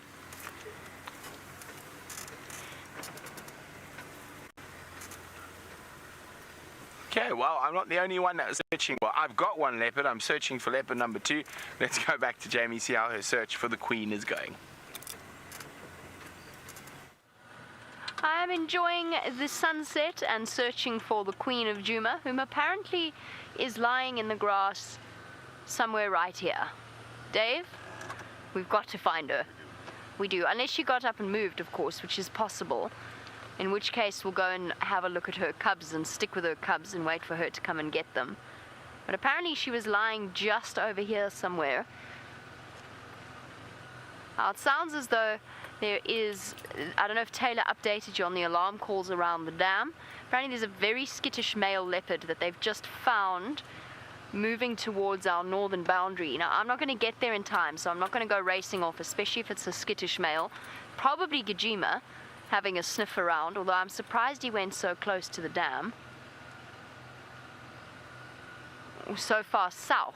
The Gajima is quite a skittish male leopard that has established himself to the north of our Traverse area, and we hardly ever get to see him. But I know if I go racing there, we'll miss our opportunities with the leopards, and he'll probably have crossed by then. Where's Karula? I wonder if she got up and moved.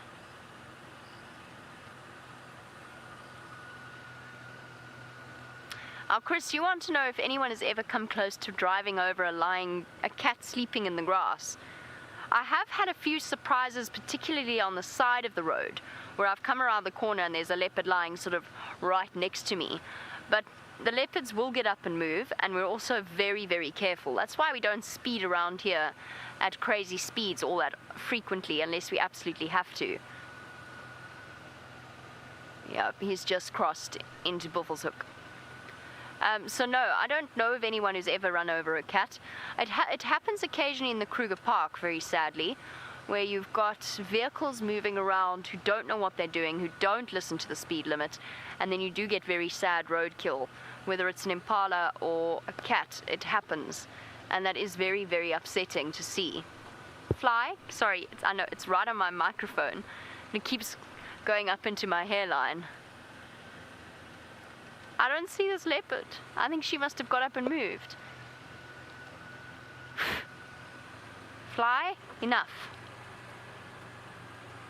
So no, none of us have ever run over or come close to actually running over a cat. And when we move through some thick, long grass, we do so very, very carefully and very slowly. Vanished.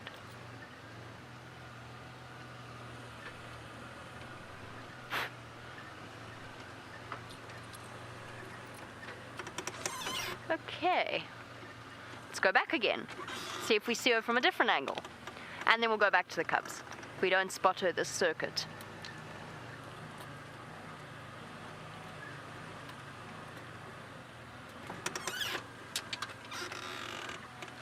Let's see if maybe a different approach will help us. The light's more in our favor this way as well, because then we can see not looking into the sun.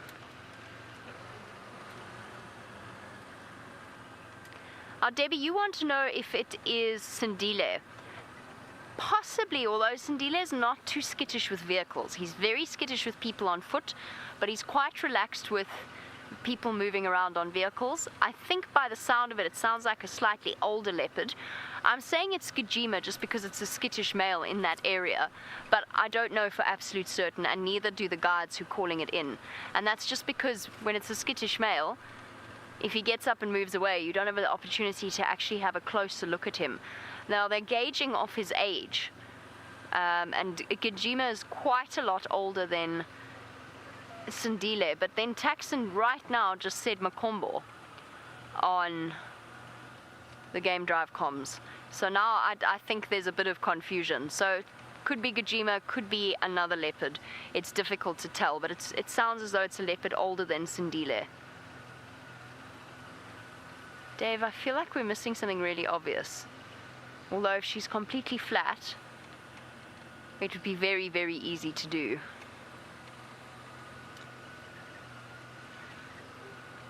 Rex said not far from where the cubs are. Maybe she went further in towards the cubs. I think if we don't have any luck here, we should go back to where the leopard cubs are. Okay. One last focus. Staring. Oh, by the way, I thought I saw her, sorry. By the way, thank you to those of you who sent through the word that I was looking for, which was signature, which is a signature move. That's what I was trying to say about Chungila. She's got a signature posture when she leaps. No. No leopard. Since I'm scouring and Brent already has a leopard, let's go back to the leopard in the bush. Or tree. Well, we're not going to stay much longer. Thandi isn't moving, and Tumba is, of course, not a year old, so we're not going to put any lights on here, because he is in this area, and she is fast asleep. And I don't think there's going to be any movement too soon.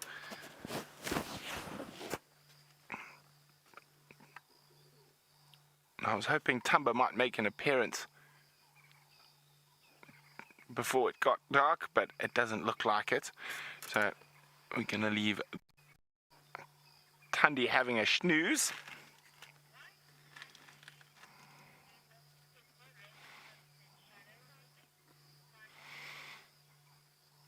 Michael is wondering why I think Thandi's been more successful than Shadow at raising cubs. Well, Michael, why are some people better at cricket than others, or soccer or whatnot? She's obviously just got some, maybe a slightly different genetics or a slightly different personality that makes her better at cubs. Definitely not as good as her mom, though. But, I mean, you must remember each of these animals are individuals and have different personalities and different traits. And at the moment, her favorite trait, which is a trait that all the big cats share, is a snooze. So goodbye, Thandi. And we're going to head now back down the airstrip just to show you the spectacular clouds.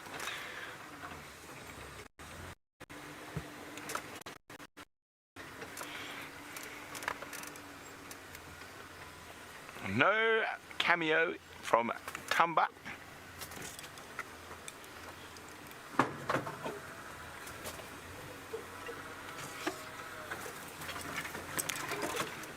But the sky tonight is quite spectacular.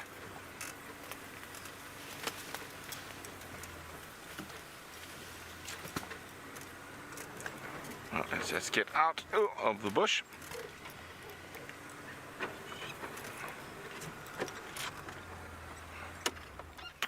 Look at that. Absolutely gorgeous. Humidity's dropped down a bit, so I think we're safe from storms for a day or two at least.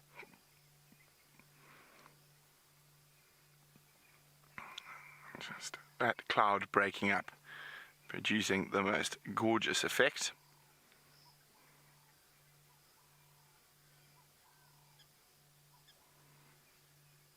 Lovely.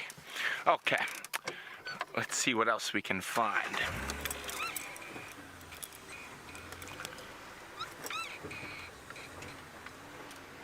One last look for Tumba in a tree. Tumba on the ground. No, no such luck.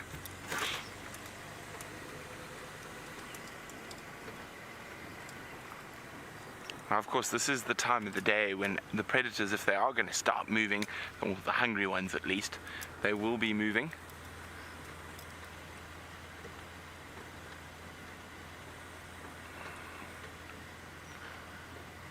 Now, of course, Tingana might pop up, and we're a bit too far to the west for quarantine.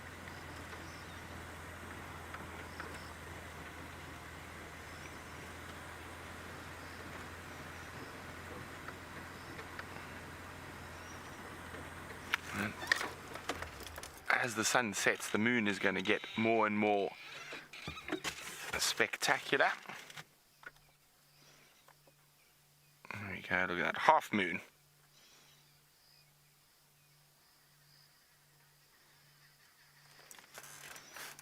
You can see, there we go.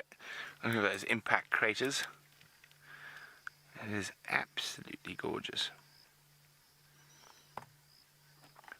Craig, do you want a house on the moon? Yeah, why not? Why not, Craig says.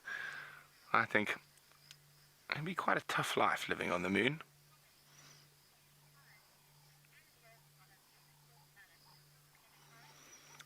Penny Pine says we do live on a beautiful planet. Indeed we do. And even some of the stuff off the planet's quite pretty, like the moon.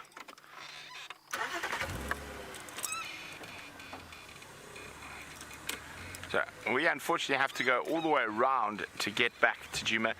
The roads towards the Chitwa Dam on this side are actually closed at the moment due to them being a bit too boggy.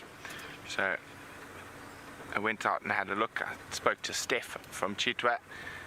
So I'm going to do a quick shoot around through the Moanini, and I'll be back in 2 flashes. While we do that, let's go see if Jamie's had any more success in her leopard search. No leopards, and no cubs either.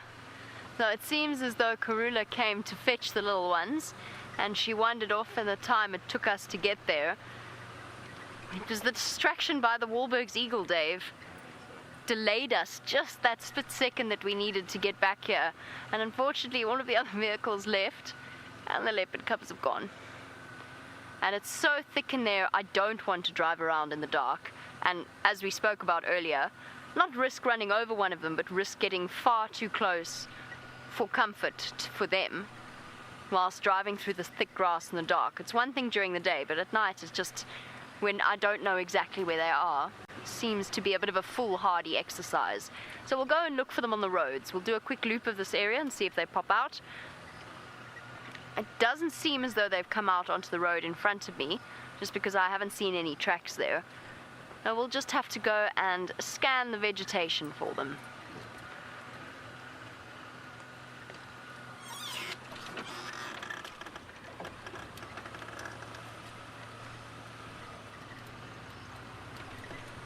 Where should we look, Dave? Philemon's Cutline. She likes that spot. And she's been around quarantine so often over the last few days, I'm thinking that she might go south rather than north. But that really is complete guess. I have absolutely no idea where she's going to go.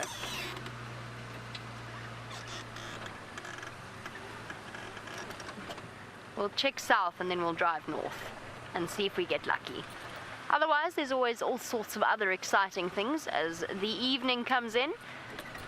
There's always a sense of expectation at this time of day.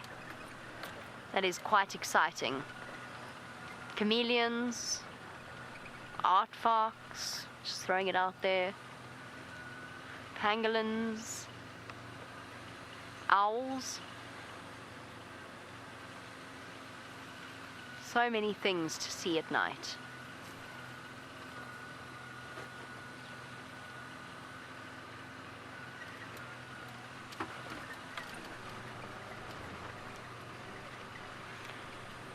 And don't forget to send through your questions using the hashtag safariLIVE on Twitter. We'd love to hear from you. What would you like to see this evening? Come on, let's throw some names out there. What animals, what creatures of the night? Let me rephrase that. What animals that come out at night would you like to see? Dave? Aardvark. Aardvark? Yeah. I want to see an aardvark too, Dave. We sort of need to be winter for that, to increase our chances. But let's give it a go.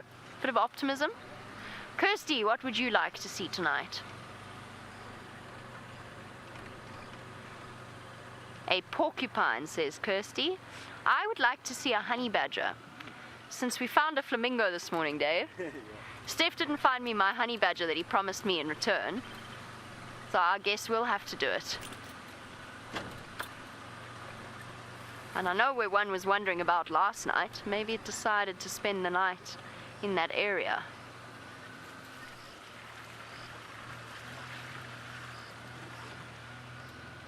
And welcome to Jamie. Jamie, you want to know if we would ever use drones to find animals. We certainly have in the past, especially when it comes to wild dogs. When they take us through areas that the vehicles really struggle to get through, then having a drone up in the air is basically invaluable to helping us figure out where they've gone to next, and actually shown us so much about their hunting technique things that we've heard about but haven't really had a proper chance to ever witness in this sort of context. So absolutely, the drone's been invaluable in terms of finding the wild dogs and keeping track of the wild dogs. It's very difficult to spot the small animals from a drone though. Wild dogs, because there's lots of them, it's okay.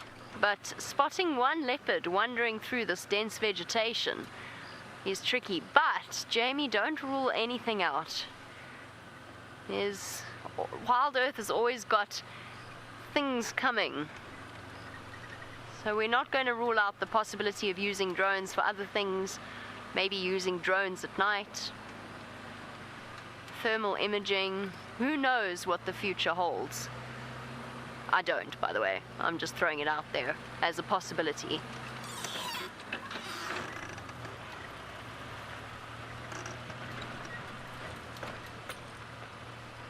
Alright, Janet and Sandy, you've asked for something relatively manageable, unlike Dave and Kirsty, who've both raised expectations.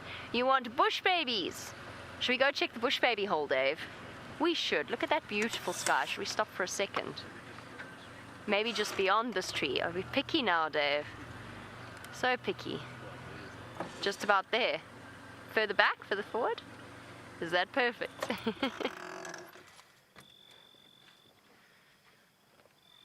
And Debbie has requested bats. Debbie, that will make Dave's day. Trying to film a small, dark, flying thing. Absolutely. But we'll see what we can do, Debbie. I can hear a pearl-spotted owlet. Okay, and Mind Warp, also on the level of doability, says nightjars. You know what I'm going to throw out there as an animal we are going to see tonight? Bronze-winged courser, because they're just everywhere at the moment.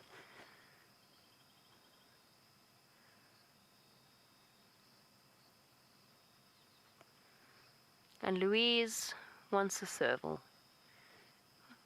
I suppose I did open myself up to a request list. Alright, well let's go and see if we can find something on those lists. Now that we've stopped and watched the sunset, which everybody should do every day, if you can.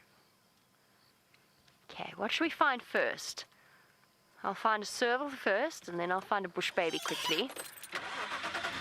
Then I'll throw in the porcupine with the aardvark. Oh, live your dreams. Woe is you. I'm so sorry. I hear you would like to see James. Not tonight, I'm afraid. Woe is you. No, sorry. Live your dreams. Live your dreams. I'm confusing my own sentences here. Live your dreams. We shall return James to you. Well, James shall return himself to you soon. For a few days. When's he coming back again, Kirst? When we go on leave. Sunday. James shall be returning to us on Sunday. So you can all begin your hourly countdowns. What's it? 1, 2, 3, 4, 5 days. 5 days till James. And then he shall be back with us once again. We miss James too. I have to confess though, if I were driving along now at night and I saw James in the middle of the road, I'd either question my sanity or be slightly creeped out. Imagine how scary that would be. He just came around the corner and James was sitting in the middle of the road. In my mind, he's not in a vehicle, he's just sitting in the middle of the road.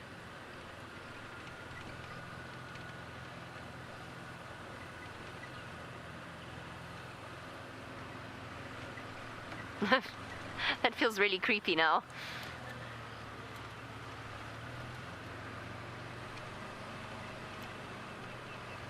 Jigger, you might as well not have headlights. Just pointing it out.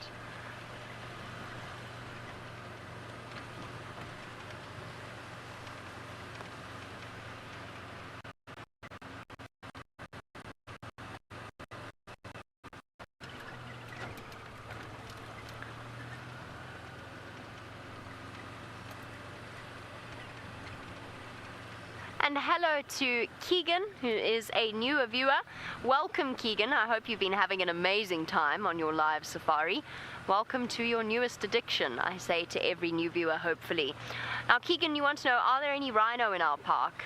Yes, there are. However, we do not show them due to the extreme poaching problem that we have with rhino in South Africa and in the rest of the world. It's a policy of Wild Earths to not show them. We can talk about them. We don't show their tracks, their regular marking sites or anything like that. But we do see them occasionally. We won't say where, we don't say when. Sometimes they seriously take us by surprise, which involves some very quick camera work from the camera operators, but that does happen as well.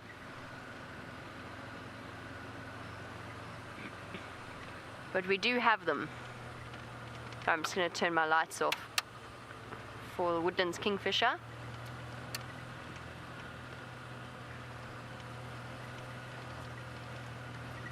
Come on, bush baby. We're going to do a bush baby at least this evening, since we have taken so many requests.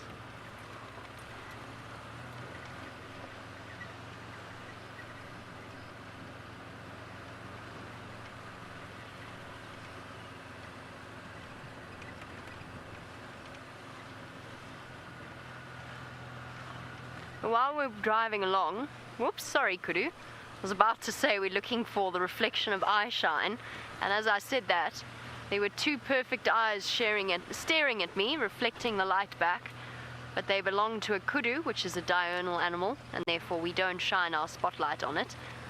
But they were the perfect head height for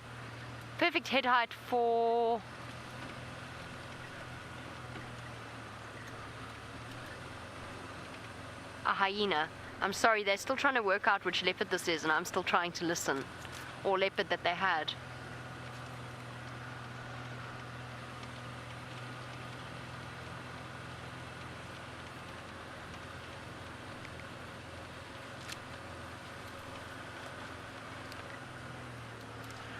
I'm going to listen for the updates and see if I can chat to Taxon about which leopard he thinks it was. Maybe we might be able to score some pictures to work it out ourselves. But while we do that, let's find out where Brent is on his journey home. Well, we're about to leave Chitwa. I just wanted to... Oh, frog! You know, an African bullfrog.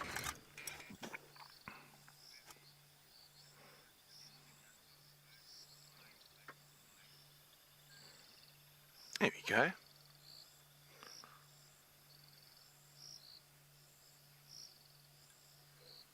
Hello. Keeping very still.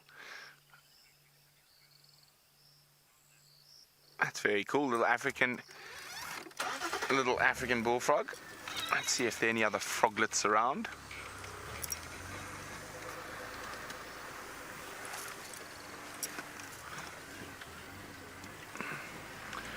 The pans are alive with life at the moment. Oh, hello impalas.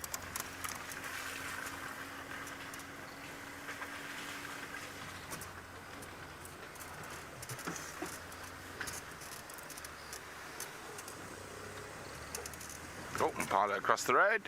Now we can turn the lights back on. There we go.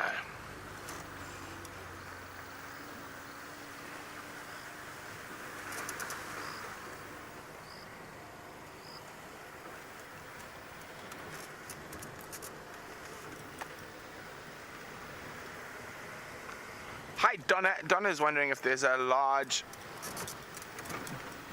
bush baby population in this area. There's quite a large, small bush baby population.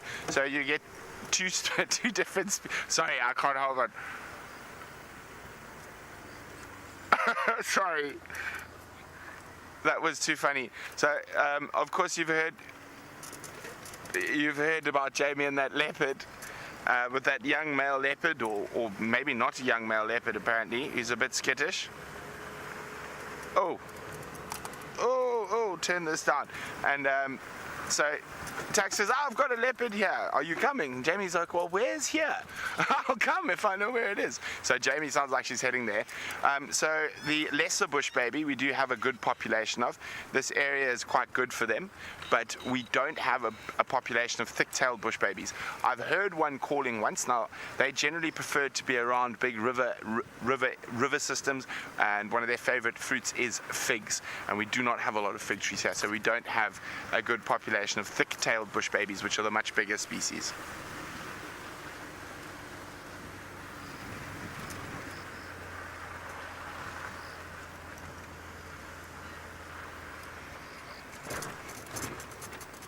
Nature is Keen would like to know what family bush babies are in. They are in the primate family. So they are primates.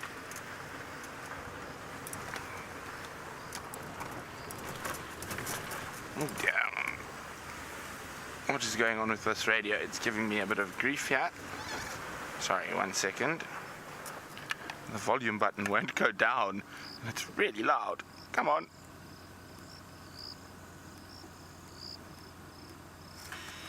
There we go. Now, of course, a lot of the rodent species only come out at night. And I've got a question for you. What is the biggest rodent in Africa? What is the biggest rodent in Africa? If you know the answer, hashtag safariLIVE. What is the biggest rodent in Africa?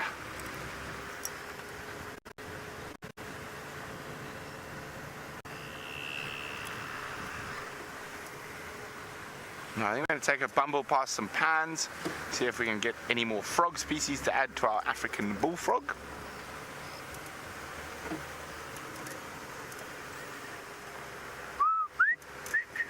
I can hear a fiery neck nightjar in the distance.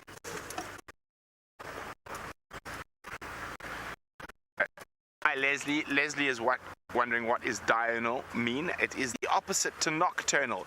So diurnal is active during the daylight hours. Nocturnal is, of course, at night. Now, animals like zebra, giraffe are all what we would call diurnal species.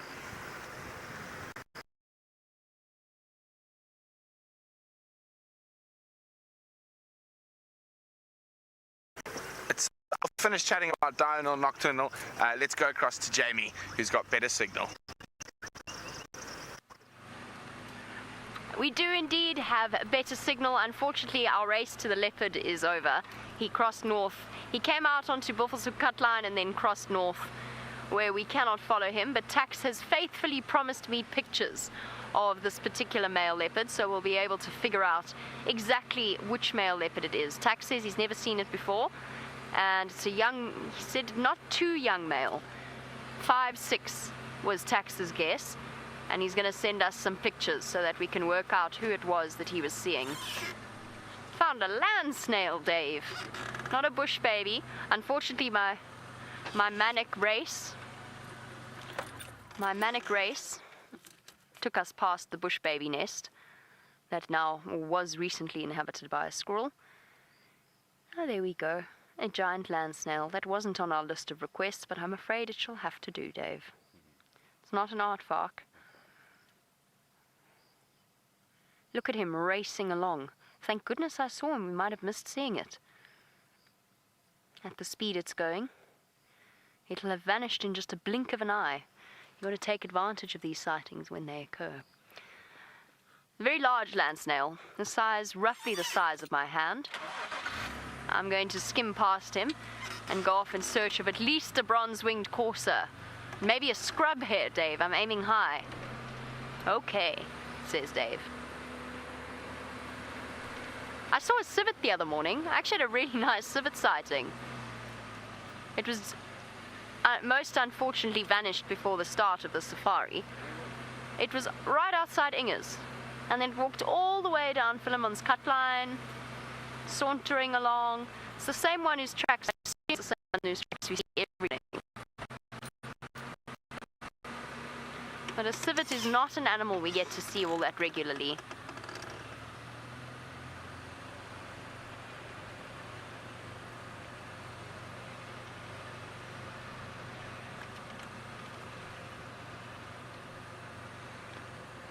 "10 minutes to find a bush baby or a scrub hare or a bronze-winged courser.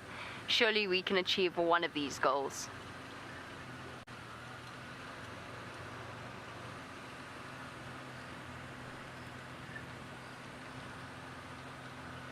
Aw, it sounds as though this leopard's also quite relaxed. Apparently it was initially skittish and has now completely calmed down to the presence of vehicles. But that often happens with leopards at night.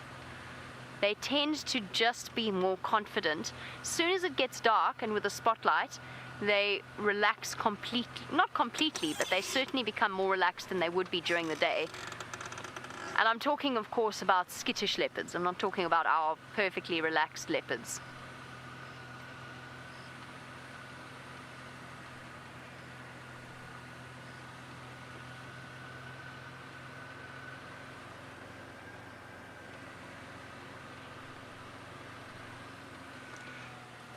Now, Ben, you would like to know about the small cats that we have in Djuma, bronze-winged courser, never mind.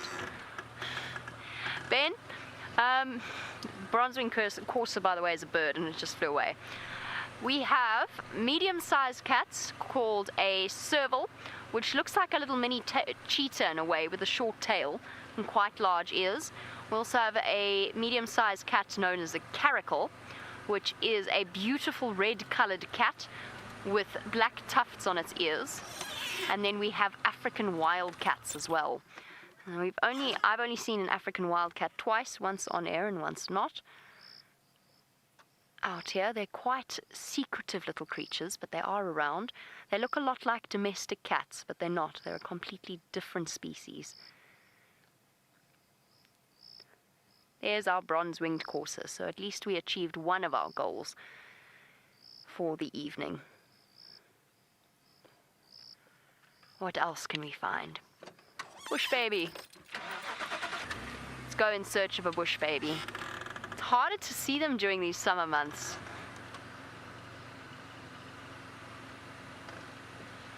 Marisha, you've said it would be nice to come up upon an African wildcat again. I agree completely. I think it would be really wonderful. We actually, Wiem and myself, spent nearly 3 hours with our African wildcat on Buffelshoek Cutline, watching it stalk something, and then we thought it had gone to sleep because it basically had frozen. And just as we went off air, Wiem opened his cereal bar and I went to retie my hair. It leapt out of nowhere and caught something and then dashed off into the bushes. We were devastated that we just missed that. It was so unfortunate, but it was a remarkable sighting. It would be lovely to see a wildcat. Again, those sorts of things, really we need to wait for our winter months. Or at least when the grass is just a little bit shorter, because they are so small that they will essentially disappear. If Shongile and Hosanna disappear into the grass, and Karula, wherever she may be, then seeing something like that is always slightly more tricky. But that doesn't mean I'm not going to try. We're going to search for all things weird and wonderful out here. And while we do, let's get an update from Brent. Okay, well, we're back.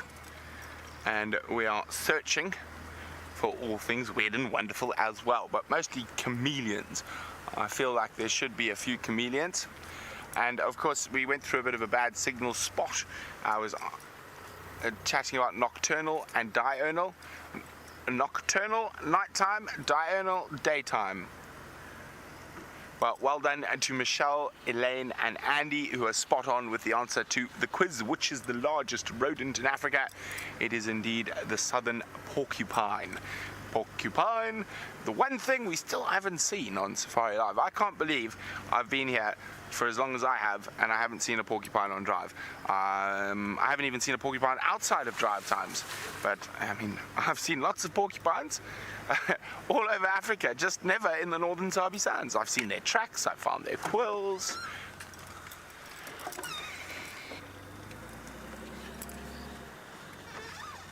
No, it was just a funny coloured leaf. I thought it might be a chameleon. Come on, chameleons.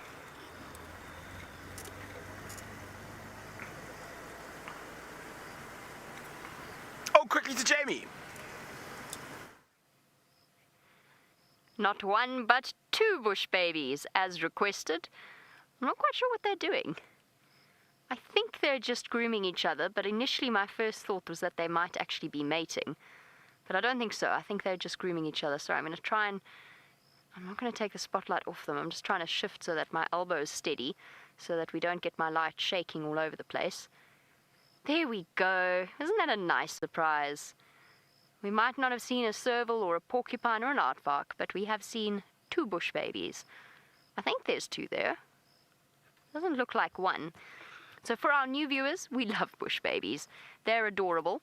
They're roughly the size of just a little bit larger than my hand, and they are small nocturnal primates that we see out here. There's one that lives around the DRC and occasionally comes hopping past. They are very, very sweet creatures.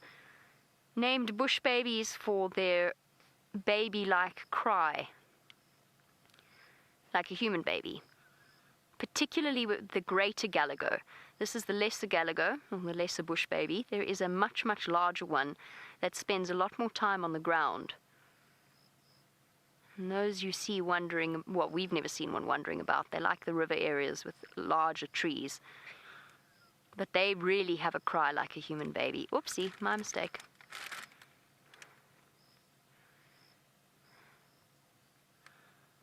How sweet is that? We're lucky, because they are so tiny, and this one's really far away. We're lucky that their eyes reflect such a bright, brilliant glint when using the spotlight. They shine red. It's unmistakable. I can't make head or tail of what's going on here. Maybe it is just one bush baby.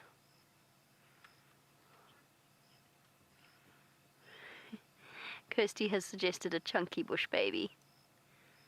Maybe it is just one. No, I'm confused. No, I think it is just one bush baby. I'm sorry, I thought it was two.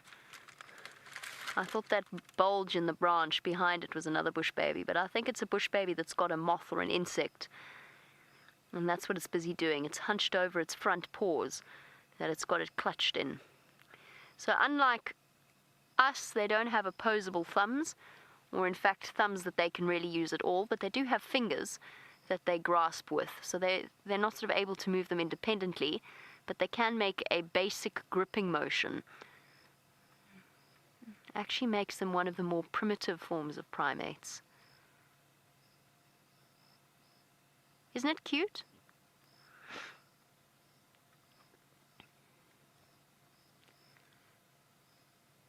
What they'll do is they'll spend their days all settled together in a little group, either in a bush baby hole or all together on a branch, hidden away.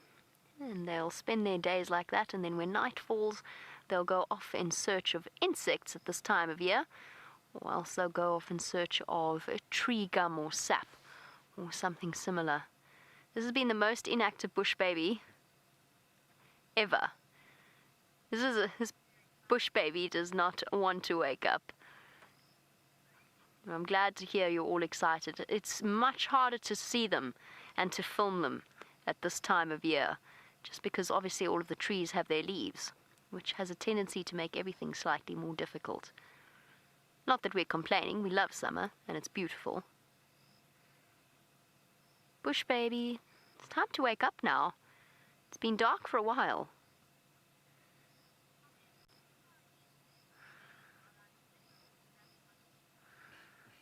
Yeah, I love that, Safari Dean. You say that bush babies are like little bat monkeys. That's pretty much a perfect way. Oh, let's go over to Brent. He's got a spotted creature for you. Well, there we go. A lovely little carnivore to end off the drive. A spotted hyena. There were two of them. The other one took off behind us. Let's have a look. No, I'm sure... I wonder if they've heard something like alarm calls that have got them all excited. There's the other one. disappearing into the grass. Oh. I wonder if Karula's around. They might have heard or smelt her, but we're going to have to. Let me just move forward a little bit. Oh, there's a second one coming through. But we're going to have to probably wait till the sunrise safari to find out what's going on, because they are disappearing into the long grass. What is going on here? And there's some impala running away from them, so I think they're just a bit overexcited, those hyenas. Oh, sorry, impalas. I thought Karula might be here, but she's not. So you're going to have to wait till tomorrow morning to find out what happens next in the wild African bush. Goodbye from all of us here at Safari.